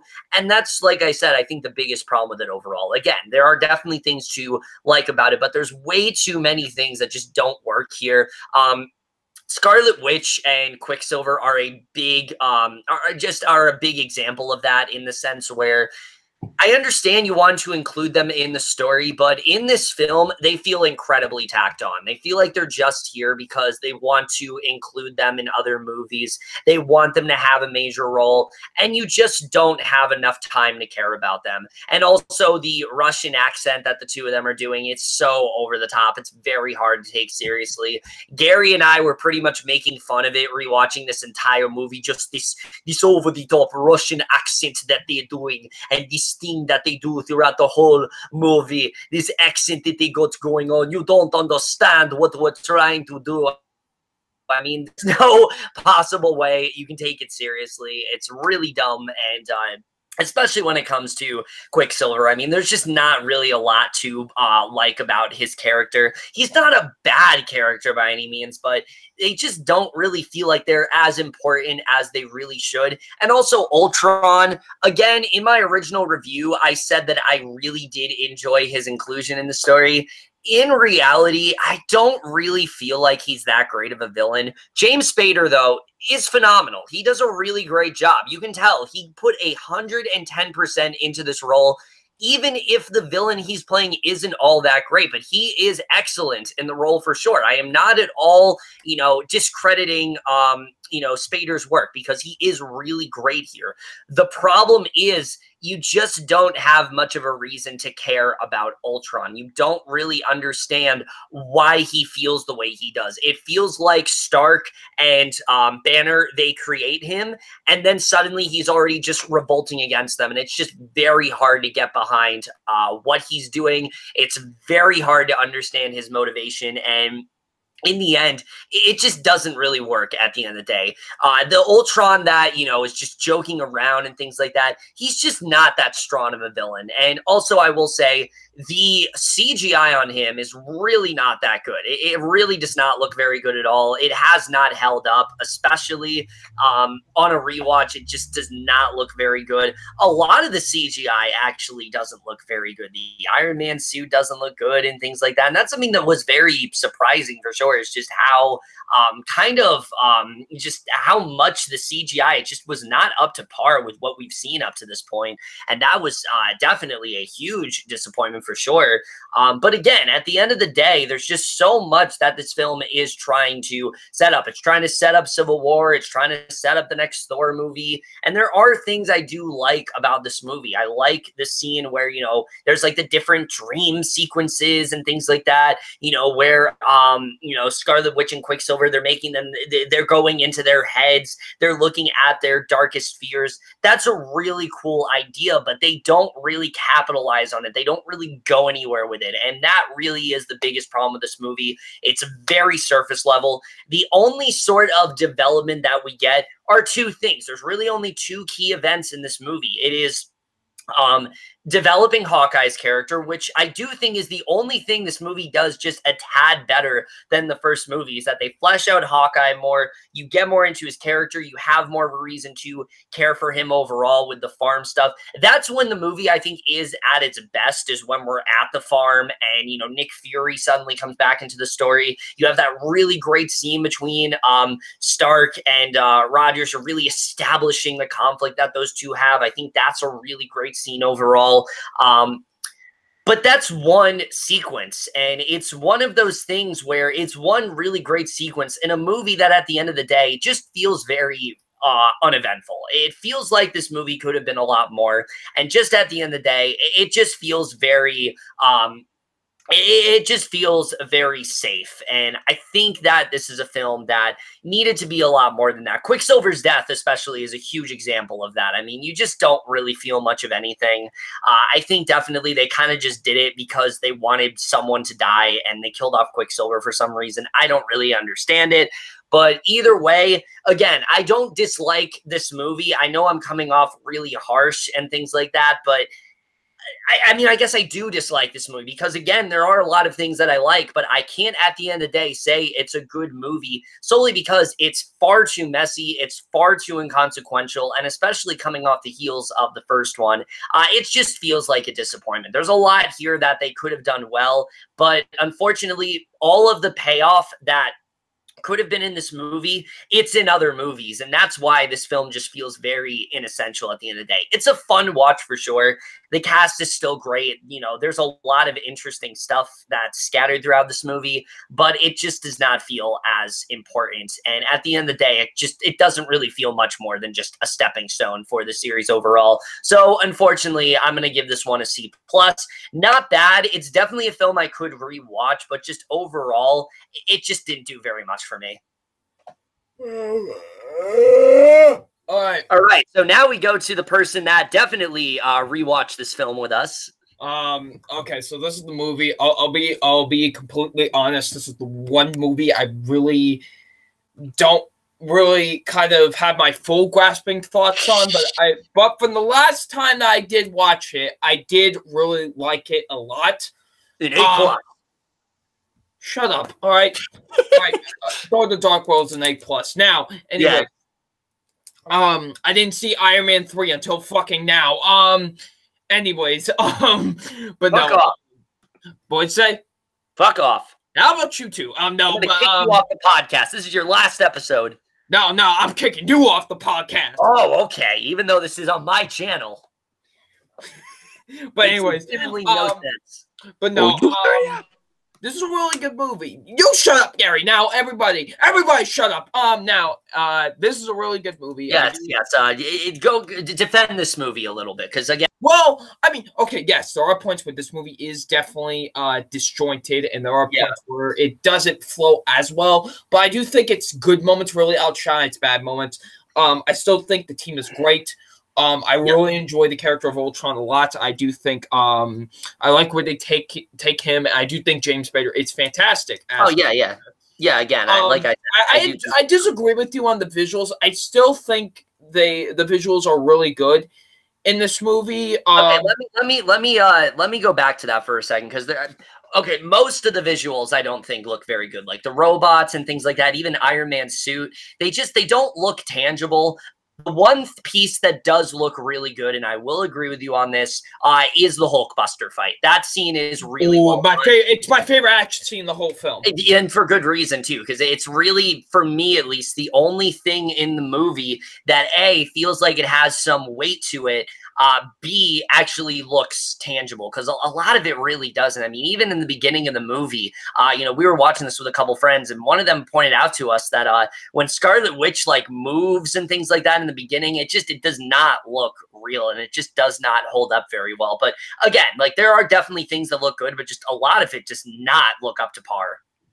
But I do think a lot of the visual effects look really good. There are some really awesome action sequences in this film. While the finale can get a little bit too dragged out, man, I forgot to talk about that. I do think it's a really good finale. I do enjoy it a lot, especially when Thor goes, "It's all you got," and then Ultron brings out all the robots, and like Steve's like, "You had to ask," and just it's awesome. Like I enjoy that finale a lot, even if it does go on for a bit too long. Yeah, I'll just weigh in here for a little bit. That actually is the one thing where for a while I'm like, do I like this movie? Do I think it's decent, or do I not like it and it's a C+? That's the thing that really confirmed the grade for me, to be honest. I thought it was just a very overly drawn out climax. The amount of times that Ultron kept, possibly seemingly being defeated and then, he like rematerialized again. It just got really annoying after a while and just very repetitive. And I just wasn't really a big fan of it. And, overall, it just, again, similar to the movie, you don't feel there's a lot of weight to it. So it just feels overly long, and it just didn't really work for me. But again, that's just me. I can understand if you like it, because there's definitely stuff to like for sure. Yeah, so overall, I think this is very good. I still enjoy it a lot. It's a very fun. I will admit, maybe as a sequel to the original Avengers, maybe it's a bit of I wouldn't say it's a letdown, but I will admit I could see why some people were like, yeah, like, especially how epic it was. But this still overall is a really good movie. I still enjoy it a lot. It's still a very good sequel. So I would give it a B+. All right. Well, first of all, I'm at a house, so you don't want to hear. Oh, good. No more trains and no more wind. Well, no trains, just no more planes. Yeah. Oh, planes. Yeah. No more planes and no more wind. Yeah, but planes, trains, and automobiles, bitches. Yeah. Where's Steve Martin? Great movie. Anyways, Avengers: Age of Ultron. Look, when I saw this movie, I remember really liking the movie. This came out in 2015. Like everybody was hyped as hell to see it because the first Avengers was so good, and I really liked the movie when it came out. But then upon rewatches and upon overthinking it, especially rewatching it now, like a few days ago. While I still say it's a pretty fun movie, I can't say it's probably one of my least favorites in the MCU, to be honest. Yeah, it's definitely bottom 5 for me. Like Kevin, like you said, there are stuff to like in there. Like the team dynamic is still there. They're still great. The Thor's hammer scene is one of the funniest in the MCU. Absolutely. Hawkeye is easily the best thing about the movie. Mm-hmm. Minus one thing that makes him look like a dumbass. What made him look like a dumbass? The thing with Quicksilver. Fuck. We'll get to that later. I love Hawkeye. I love Jeremy Renner in the movie. There are some fun action moments, even if the CG isn't really the best. I love the Hulkbuster fight. I actually really like the opening action sequence in the movie.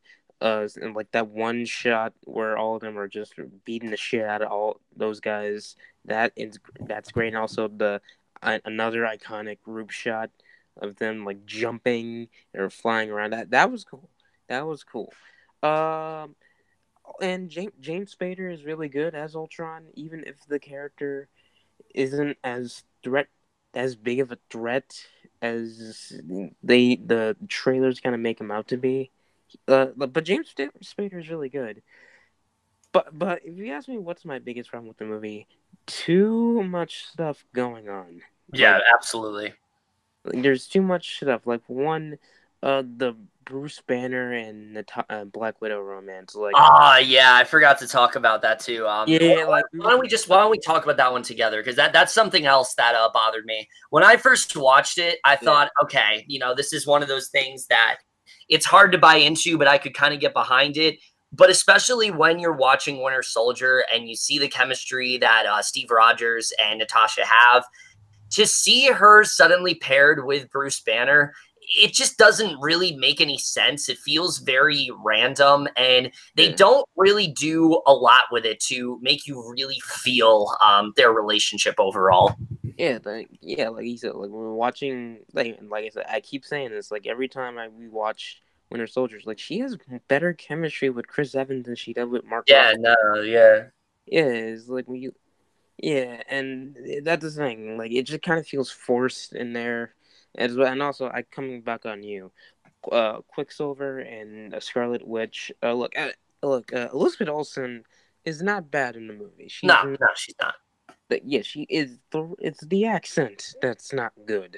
And thank God that she got rid of it in Civil War and Infinity War, because Jesus Christ, if she kept that accent. Oof, oof, oof, oof. But Aaron Taylor Johnson now. I like Aaron Taylor Johnson as an actor. I think he can be a really good actor, like kick ass. I thought he was good. He's fantastic. Nocturnal Animals. I thought he was good in that movie, but in this one, he's bland as fuck. I didn't care for Quicksilver at all, and especially when you kind of compare him to the Quicksilver we got in X-Men: Days of Future Past the year before. He does not hold a candle at all, and honestly, when he died, there's another problem I had with his death. But when he died, I was like, I don't give a shit. Yeah, and also like Kevin, you mentioned. For the most part, besides the Hulkbuster fight, some of the CGI does not hold up at all. Yeah, nah. The fucking Ultron. Looking back, he looks a little fake. Yeah, and the robots Iron Man made, they look fake. Mm-hmm.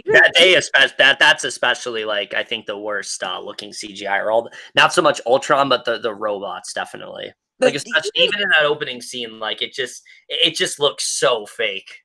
Even Hulk kind of looks faked at times. Yeah, no, it doesn't look very real. Yeah, that's the thing. That's the thing. And also, I agree with you. But even though I do think that the final battle is still fun, yeah, goes on for way too long. Oh yeah. To the point where it's like, okay, when is this over? Like seriously. And look, and I know one person. I'm not gonna name the name, but I know one person who's like they think that Joss Whedon's direction was better here than it was in the first. I'm like, no, not at all. If anything, I feel like it was lacking very much. And again, I'm not necessarily going to blame him, because he clearly had like really bad like writer's block or something, and he just didn't have as clear of a vision with what he wanted to do. So I can't really blame him for that necessarily. But yeah, especially when you look at the first film and how well fleshed out everyone was, and then you put on this one, it doesn't feel like the same director. It really doesn't. Yeah. The only thing that feels Whedon is all the like quips and things like that. Like that stuff is still great, but in terms of like story structure, it's pretty clear he didn't know where to go. Oh yeah, and I forgot to mention in the good part, the farm scene is easily the best scene in the entire movie when they're on Hawkeye's farm. Oh yeah, that's easy. But the worst scene though, Thor's bath time. That's. I do not agree with that at all. I think that's like one of the best scenes in the whole movie. Oh wow! Well, that's fine. But, and also for the time being, I thought this was the best we had seen Thor in any of these movies at the time being, to be honest. Because I honestly really enjoy what they did with this arc in this movie, to be honest. Interesting, because I mean, I've just from rewatching, like I've kept forgetting Thor was there because I didn't really feel like he served much of a purpose in this movie, besides that scene and the them lifting his hammer. Yeah, I just kind of felt that scene kind of feels like a setup for Infinity War, Rock, to be honest. But hey, that's cool if you like that scene. But, but going back to Quicksilver's death, he could have just pushed fucking Hawkeye and that little kid out the way. Yeah, there you go. Like, you could. It's so fucking stupid. No, it's not really Hawkeye that made him stupid. No, it's fucking Quicksilver. He could have just moved him out of the fucking way. Instead, he's like, oh, I'm just gonna block you from the bullets, and I'm gonna die. And now my sister is probably traumatized now. Fuck you. Bye. You didn't see that coming. Oh my god. That aggravated me. Jesus Christ. But anyways, like, overall, yeah. Avengers Age of Ultron is not like you said, it's not a terrible movie. No. And I would say, like, it's still a fun movie. But looking back on it, it's not one I would go back and rewatching, to be honest. Like, it's... because the flaws do stick out, and also, like, it's not like when you kind of look back at some of the films that summer, like, you got like, you think that we were gonna talk about Avengers Age of Ultron that summer, and then we look back, it's like, Mad Max Fury Road was fantastic. Inside Out was really good. It was like Mission Impossible. Kind of forget about it. Yeah, it kind of got lost in the shuffle for a bit. Or hell, even fucking like Jurassic World, or fucking. Nah, I don't agree with that. Even Jurassic World, people talk more about that movie, and that's actually, for me, that movie, I still rather rewatch that movie than Age of Ultron, to be honest with you. Because I had more fun with that movie, despite even if it is that stupid. But other than that, we're not talking about that movie though. We're talking about Age of Ultron. But other than that, though, Age of Ultron, I give it around a B-. Okay. All right. I was pretty much there as well. Like I said, until that climax, which just dragged out to the point of exhaustion for me, and I don't really feel like the film came back from that. Yeah, it's like also, can we just talk about the amazing way they decide to end the movie by literally almost giving you that Avengers Assemble, but just cutting it off right before he says it? Oh yeah, well, hopefully he says that in Endgame though. I think they're saving it for that. I really hope they're saving it. Like I said, it's still a fun movie. Like, definitely a lot here that do that. Yeah, it's just it can get very frustrating because there's so many things that are well done. Like I already touched upon, the best scene in the movie for me, besides the stuff on the farm, is easily when Quicksilver and Scarlet Witch, they're getting inside Thor, Black Widow, and in Cap's head, and you kind of see their greatest fears, and you think, okay, maybe this is actually how and it sets up some stuff that I think is going to be very important in Endgame. Like the thing we see with Cap, I actually think that's how he's going to die. I think that's probably how they're going to end things. That I think he's going to end up by Peggy's side, and I think that scene is going to be very integral for sure. And I've heard a lot of people bring that up, but again, similar to a lot of this movie, it doesn't affect this film. It affects other films, and that's really the biggest problem is that it doesn't really stand out on its own.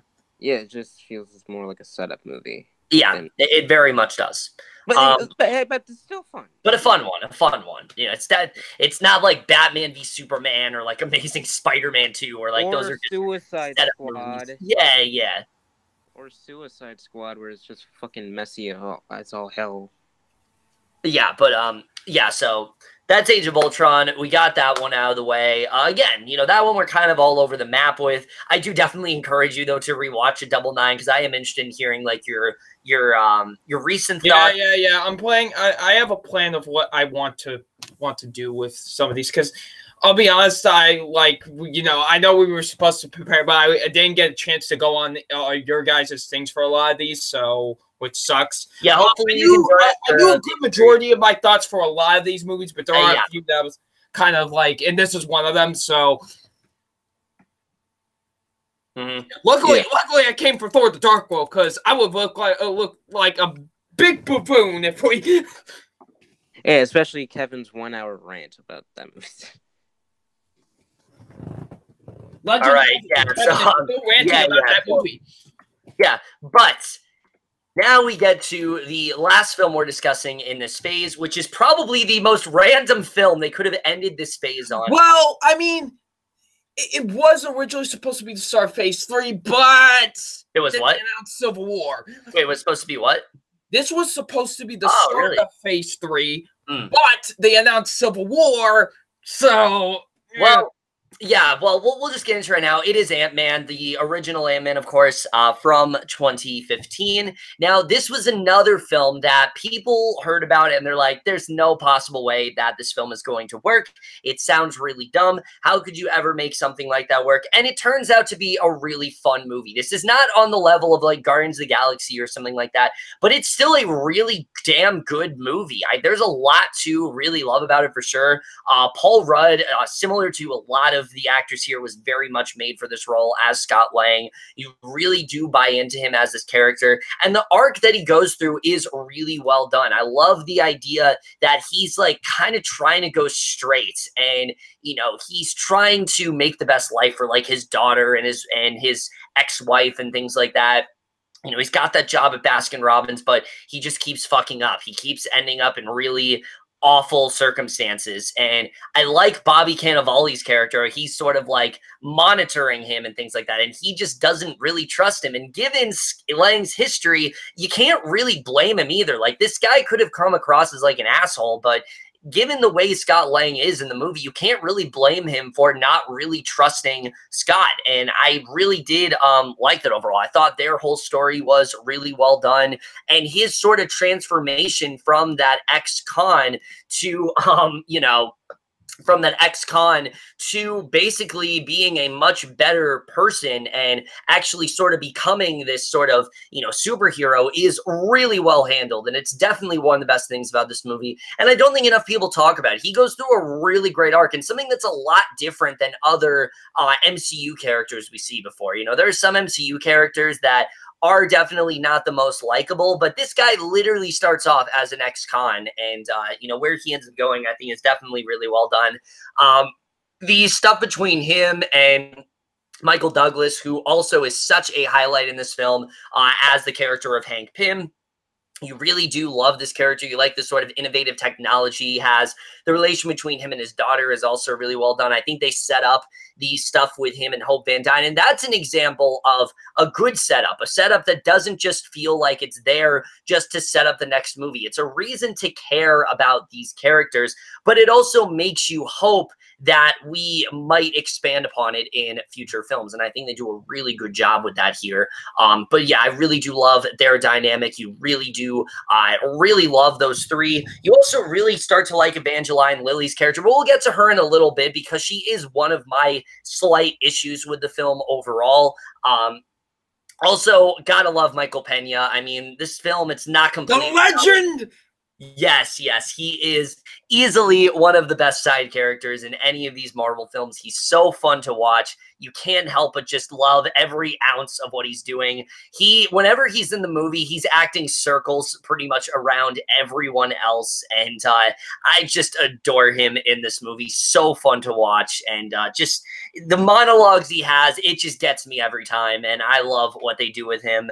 But also the creativity of this movie. I mean, this movie gets really fucking weird, and that's something I really do like about it. I like how weird this movie gets. I like how out there it really is, especially when it comes to the, you know, the stuff he does when he is the Ant-Man. The gag with Thomas the Tank Engine, especially at the end, it's one of the funniest things in the entire MCU. I mean, it has me dying of laughter every single time, and I absolutely love that shit. I think it's so funny, especially the moment where it ends up falling outside the house and it falls onto that car, and you see Thomas's, like, creepy eyes and things like that. It's just so funny, and I love that so much. The stuff between him and his daughter is also really well done. again, there's a lot to really love about this movie overall. It's very funny. It's very rewatchable. There really are only two things that hold it back for me. Evangeline Lilly's character, as much as I do like her in the movie, she can get a little annoying. You understand where she's coming from, that she doesn't really trust him, but she just... it seems like they're still trying to figure out what exactly to do with her, because she's not the Wasp yet. So they're clearly still trying to find a purpose for her. And that's something that's always kind of bothered me in this movie, is that I just wish she had a little bit more of a dynamic role in the film. They definitely fixed this in Ant-Man and the Wasp. She has a lot more to do in that, and she's definitely more of a highlight for sure. And I'm not saying she's bad here or anything, but it seemed like they were just trying to figure out what to do with her. You know, is she supposed to be Scott's love interest, or is she supposed to be someone who's butting heads with Scott? You know, they're clearly still trying to figure out what to do with her. She's good in the movie, but again, it's a little confusing with what her role really is. And of course, Corey Stoll as Yellow Jacket, not a very good villain at all. He becomes very generic. Again, similar to Jeff Bridges in Iron Man, he starts off the movie and he actually is pretty interesting. I liked where he ended up going at first.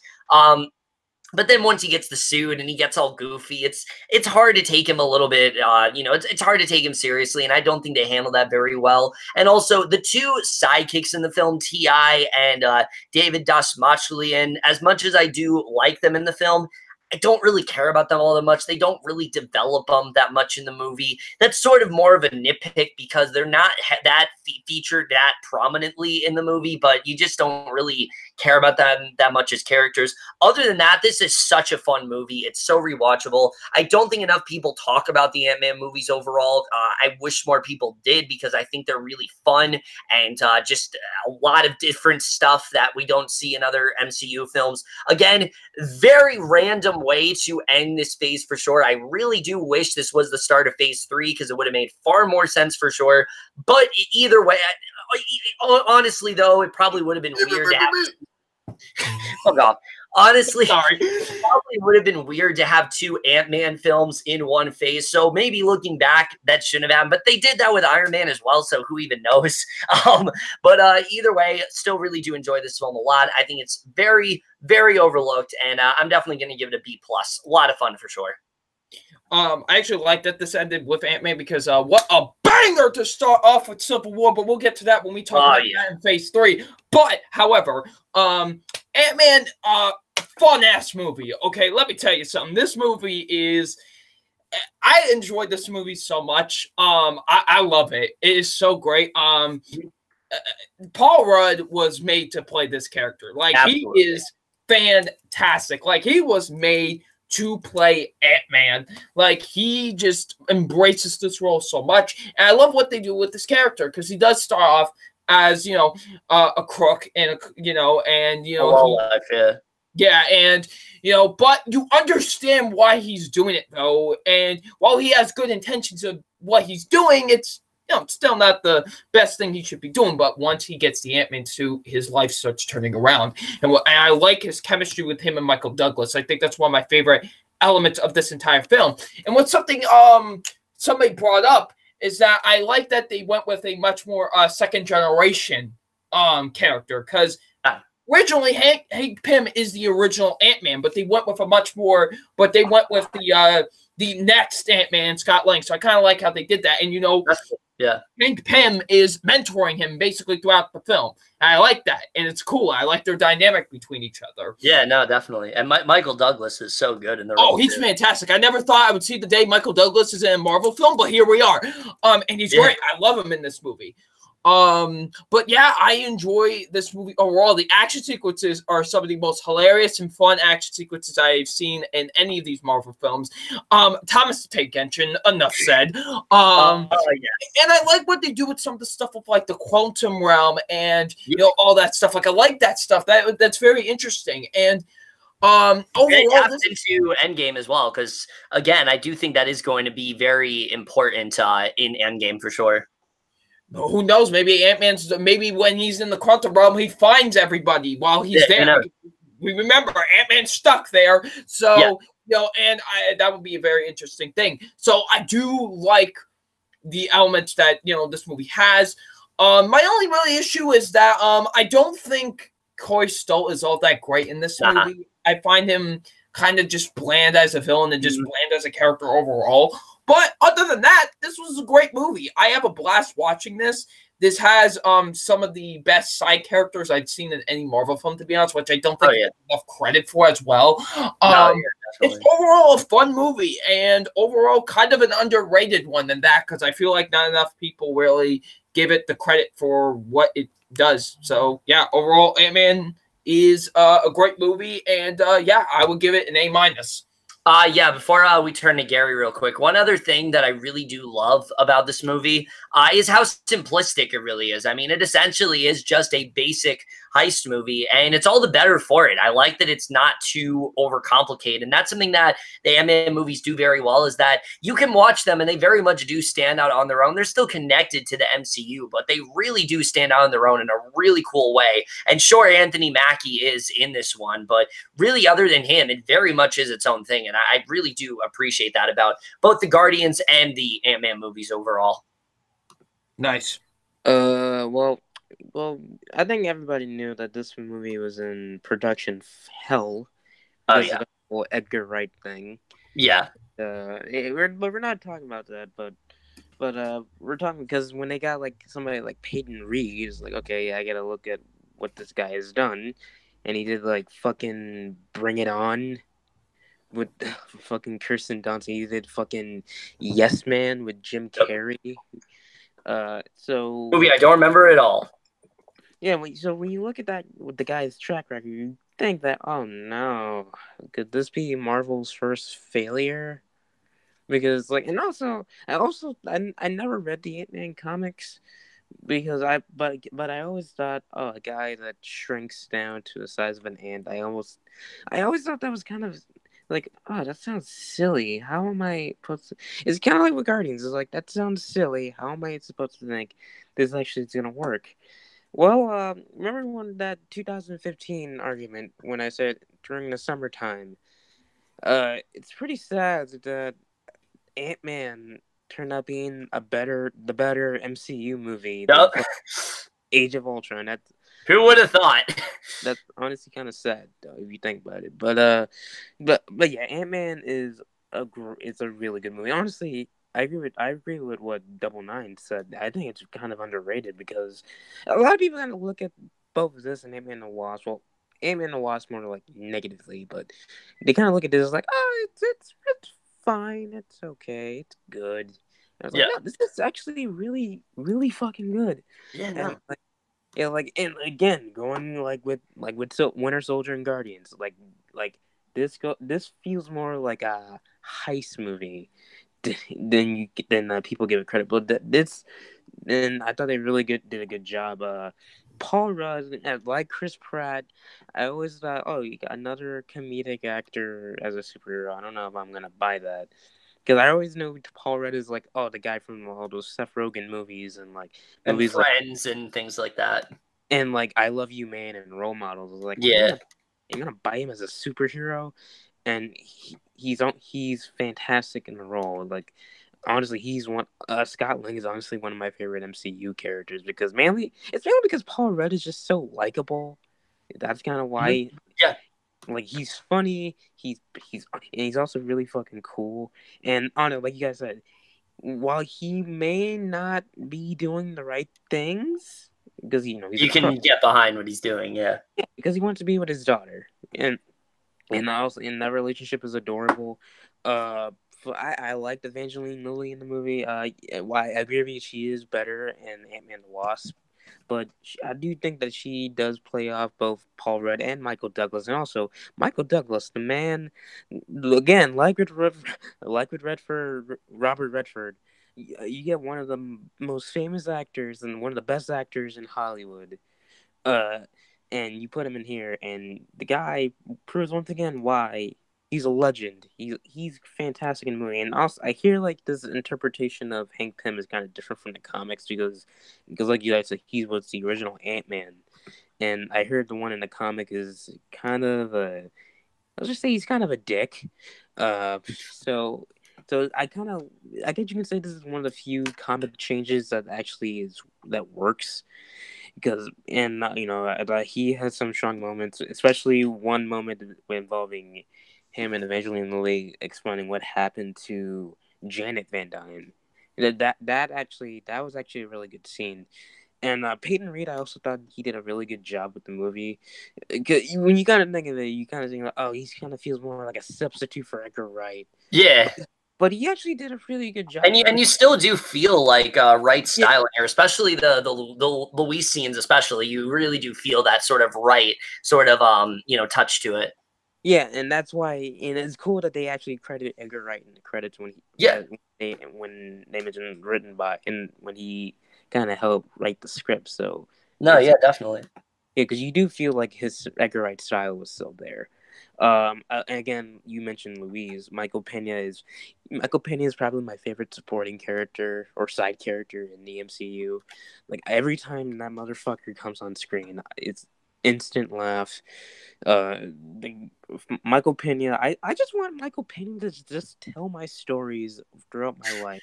Same. Honestly, Same.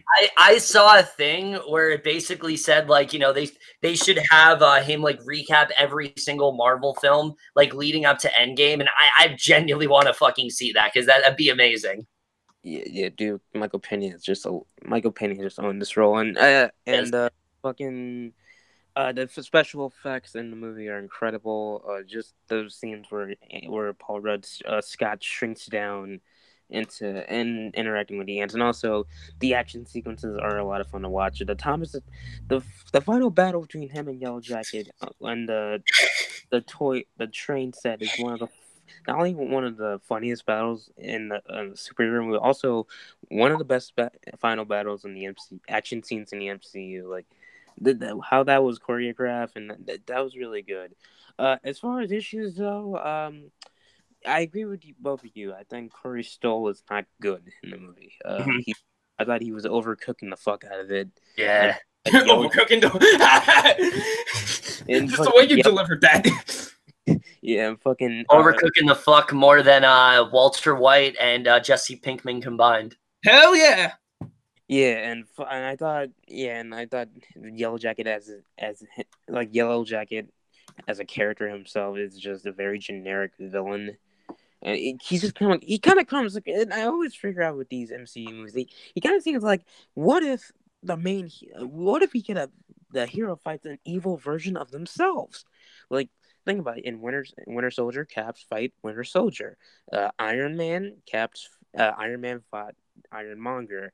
Or Guardians 2, fucking Star-Lord fights his father, who's kind of like him if he was an old dude and he was Kurt Russell, because Kurt Russell's an amazing human being. But yeah, and I kind of figured out, and just him as a villain, he just didn't work. And also, I think T.I. and the Russian dude, and it's not just them, but also Judy Greer. I kind of wish they. She's very wasted in both of these. Yeah, she does that. I wish they had more. She's wasted in a lot of movies, though. Like Judy Greer's one of those actresses that, like, I wish she had a lot more to do because I think she is a very talented actress, but most of the time she's pretty much wasted. Yeah.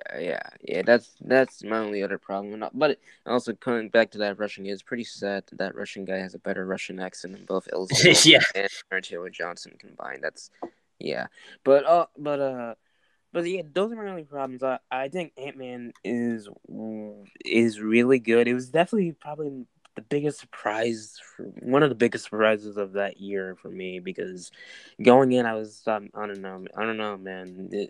This could not work out at all, and this movie, it turns out being really fucking good.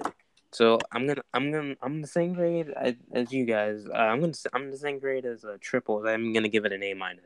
Yay. All right, hold on. Let me get back to me. All right, and with that, we are done discussing all of the movies. So now what we're going to do is the same thing we did with Phase 1. We're going to go around here, and we're each going to say, what we think about the phase overall. Then we're going to rank the movies, and then the overall grade we would give this phase. So I'm just going to start out. This phase, like I said, for the most part, I think it is a lot better than Phase 1. You can tell they have a much more clearer idea of what they want to do. Now that they've done the Avengers, they can really expand upon it. And that's something that I really love about this phase overall that I haven't really brought up. Almost every single one of these films, at least the ones with characters we've already seen, like the sequels, really do pick up after the events of the Avengers. Like, there is no Iron Man 3 without the Avengers. There is no Winter Soldier without the events of the Avengers. The Avengers really is incumbent upon many of what these characters end up going through in the movie. And I think they handle that very well for sure. But also the inclusion of the Guardians and the inclusion of Ant-Man, it just shows that they're not afraid to expand the universe and just go all out and basically do whatever they want at this point. There are a couple missteps in there for sure. There's one giant misstep, definitely, but the other misstep, that's just unfortunately a slight miss, but for the most part, you can definitely tell the MCU, it's kicking into high gear. They know what they want to do. They have their ideas for where they want to move forward, and I am definitely very pleased with this phase overall. But now I'm going to rank all of the movies. So obviously, Thor: The Dark World is in dead last place. It is legitimately one of the worst superhero movies I've ever seen. So disjointed, so unfocused, so dull, and just doesn't even feel like an MCU movie. So that's in last place for sure. Right above it, though, is Avengers: Age of Ultron. Not nearly as terrible, obviously. It's not even a terrible movie. It's just a very it's a decent movie that is a little bit disappointing considering how good the Avengers really was and things like that. But it does have enough stuff in there to watch it. It's not terrible or anything. It just overall is kind of a mess, but it does do a good job of setting things up for phase 3 overall. Next up, I would say in third place is In fourth place is Ant-Man. Ant-Man, such an entertaining and just crazy movie that I'm really happy that we did get for sure. In third place, we have Iron Man 3. I think one of the most underrated in the entire MCU, easily. Just a film that not enough people talk about. It explores the inner pain of what Tony Stark is going through in a really different and exciting way, and I just adore it. So that's definitely number 3. Number 2 is definitely Guardians, and number 1, the best one of all, without a doubt, is Captain America: The Winter Soldier. And then if I had to grade this phase overall, for me, this phase is definitely going to get an A-. All right. Triples. Hold on, god damn it. Jesus. Kevin has been impatient fuck towards me even before this stream. Hold on is a Jonas Brothers song. Really oh man. Oh yeah, we're gonna play it in this video and then I'm gonna get copyrighted. Anyways, now, in last place, I have Thor: The Dark World. Easily the worst fucking movie in this phase. Then I have Avengers: Age of Ultron. I really like it a lot. Then I have Mr. Ant-Man. Then I have Iron Man 3. What'd you say? The fuck was that? I have no idea. Then I have Iron Man 3. Then I have Captain America: The Winter Soldier. And then I have Hooked on a Feeling Guardians of the Galaxy. I'm tired, all right? All right. And overall, I will give this phase an A-. All right. Gary. Overall, this phase is really good, and besides Thor: The Dark World and to a certain extent Age of Ultron, it's really good phase. Like, there's a lot of really good sequels from Iron Man 3 and Winter Soldier. Big surprises with Guardians and Ant-Man. If I had to rank them, obviously last place is easily Thor: The Dark World. I think that's no competition. It's easily the worst film in this phase. For me, not a terrible movie, but at the same time, not a good movie. It's easily the worst in the entire MCU, and it's fucking boring. Fifth place is fucking Age of Ultron. That's it's again fun, but the flaws definitely stick out for me from saying like it's a great movie, and it is kind of a letdown because how good the first one was. In fourth place for me actually is Iron Man 3. Again, really, I think it's a really good movie. I do think it's better than what many people are kind of giving it credit for. But while it's not as good as the first Iron Man for me, I still had a lot of fun watching it.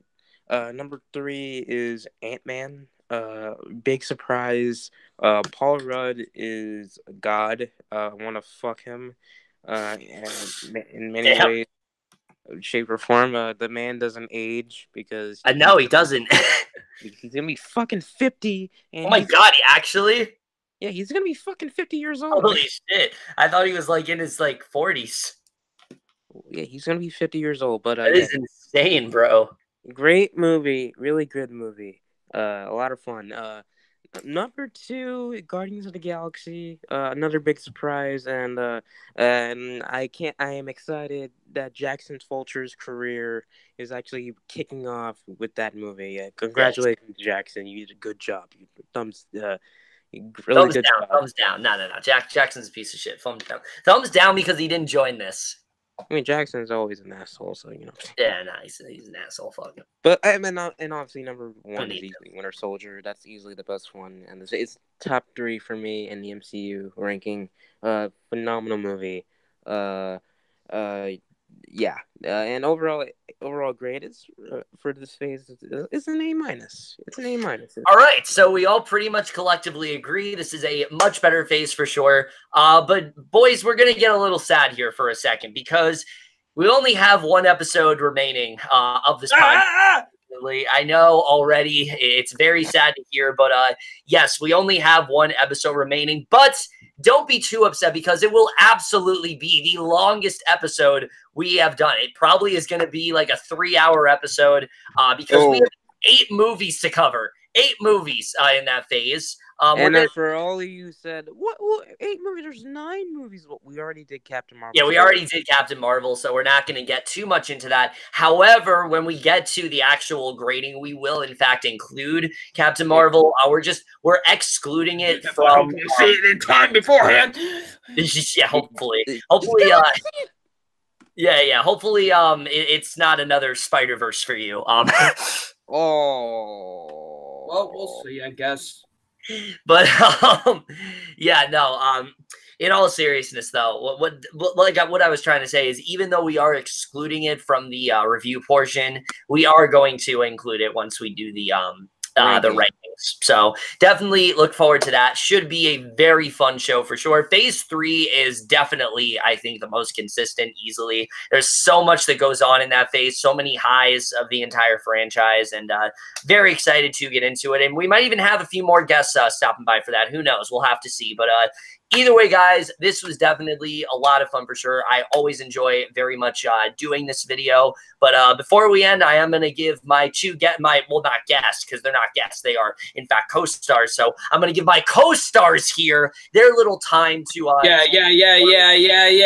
Before I go ahead, Double Nine. Yeah. Kick the bitch now. Everybody, thank you for watching episode 2 of Phase 2 of the MCU podcast. I very much appreciate it. And thank you, Kevin, for having me on. Conversation is the name. Thank you for once again for having me on for the thingamajig. And I will see you all later. Goodbye now. All right. Gary. I'm sorry that the first half of the fucking reviews I was outside. Oh, yes, I love the planes. I really do. Honestly, guys, the plane stole the show in this episode. I think doubles. Anyways, thank you for enjoying this episode. I promise that will never happen in episode 3. Plane stole the show. Thank you to my boy Triples. He is my Lord and Savior, along with Michael Pena. Yay! Not here.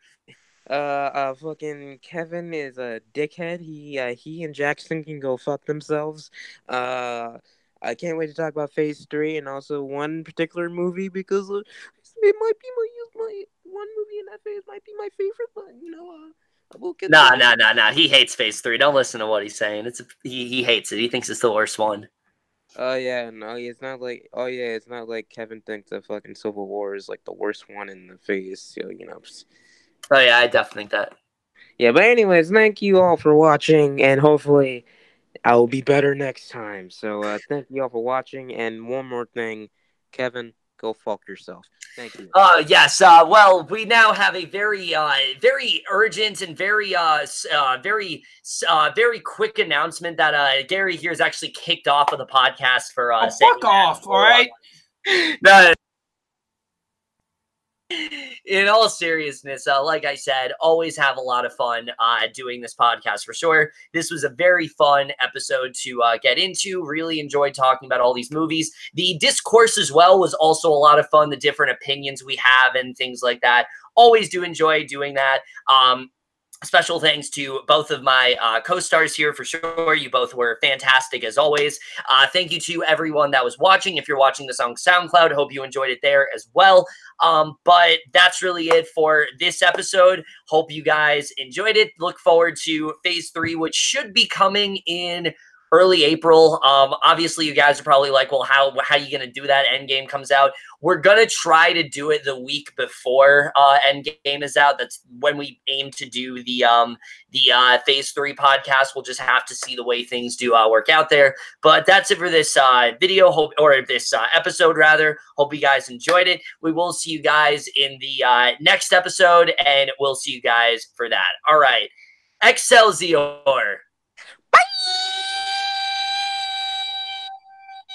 Oh my God.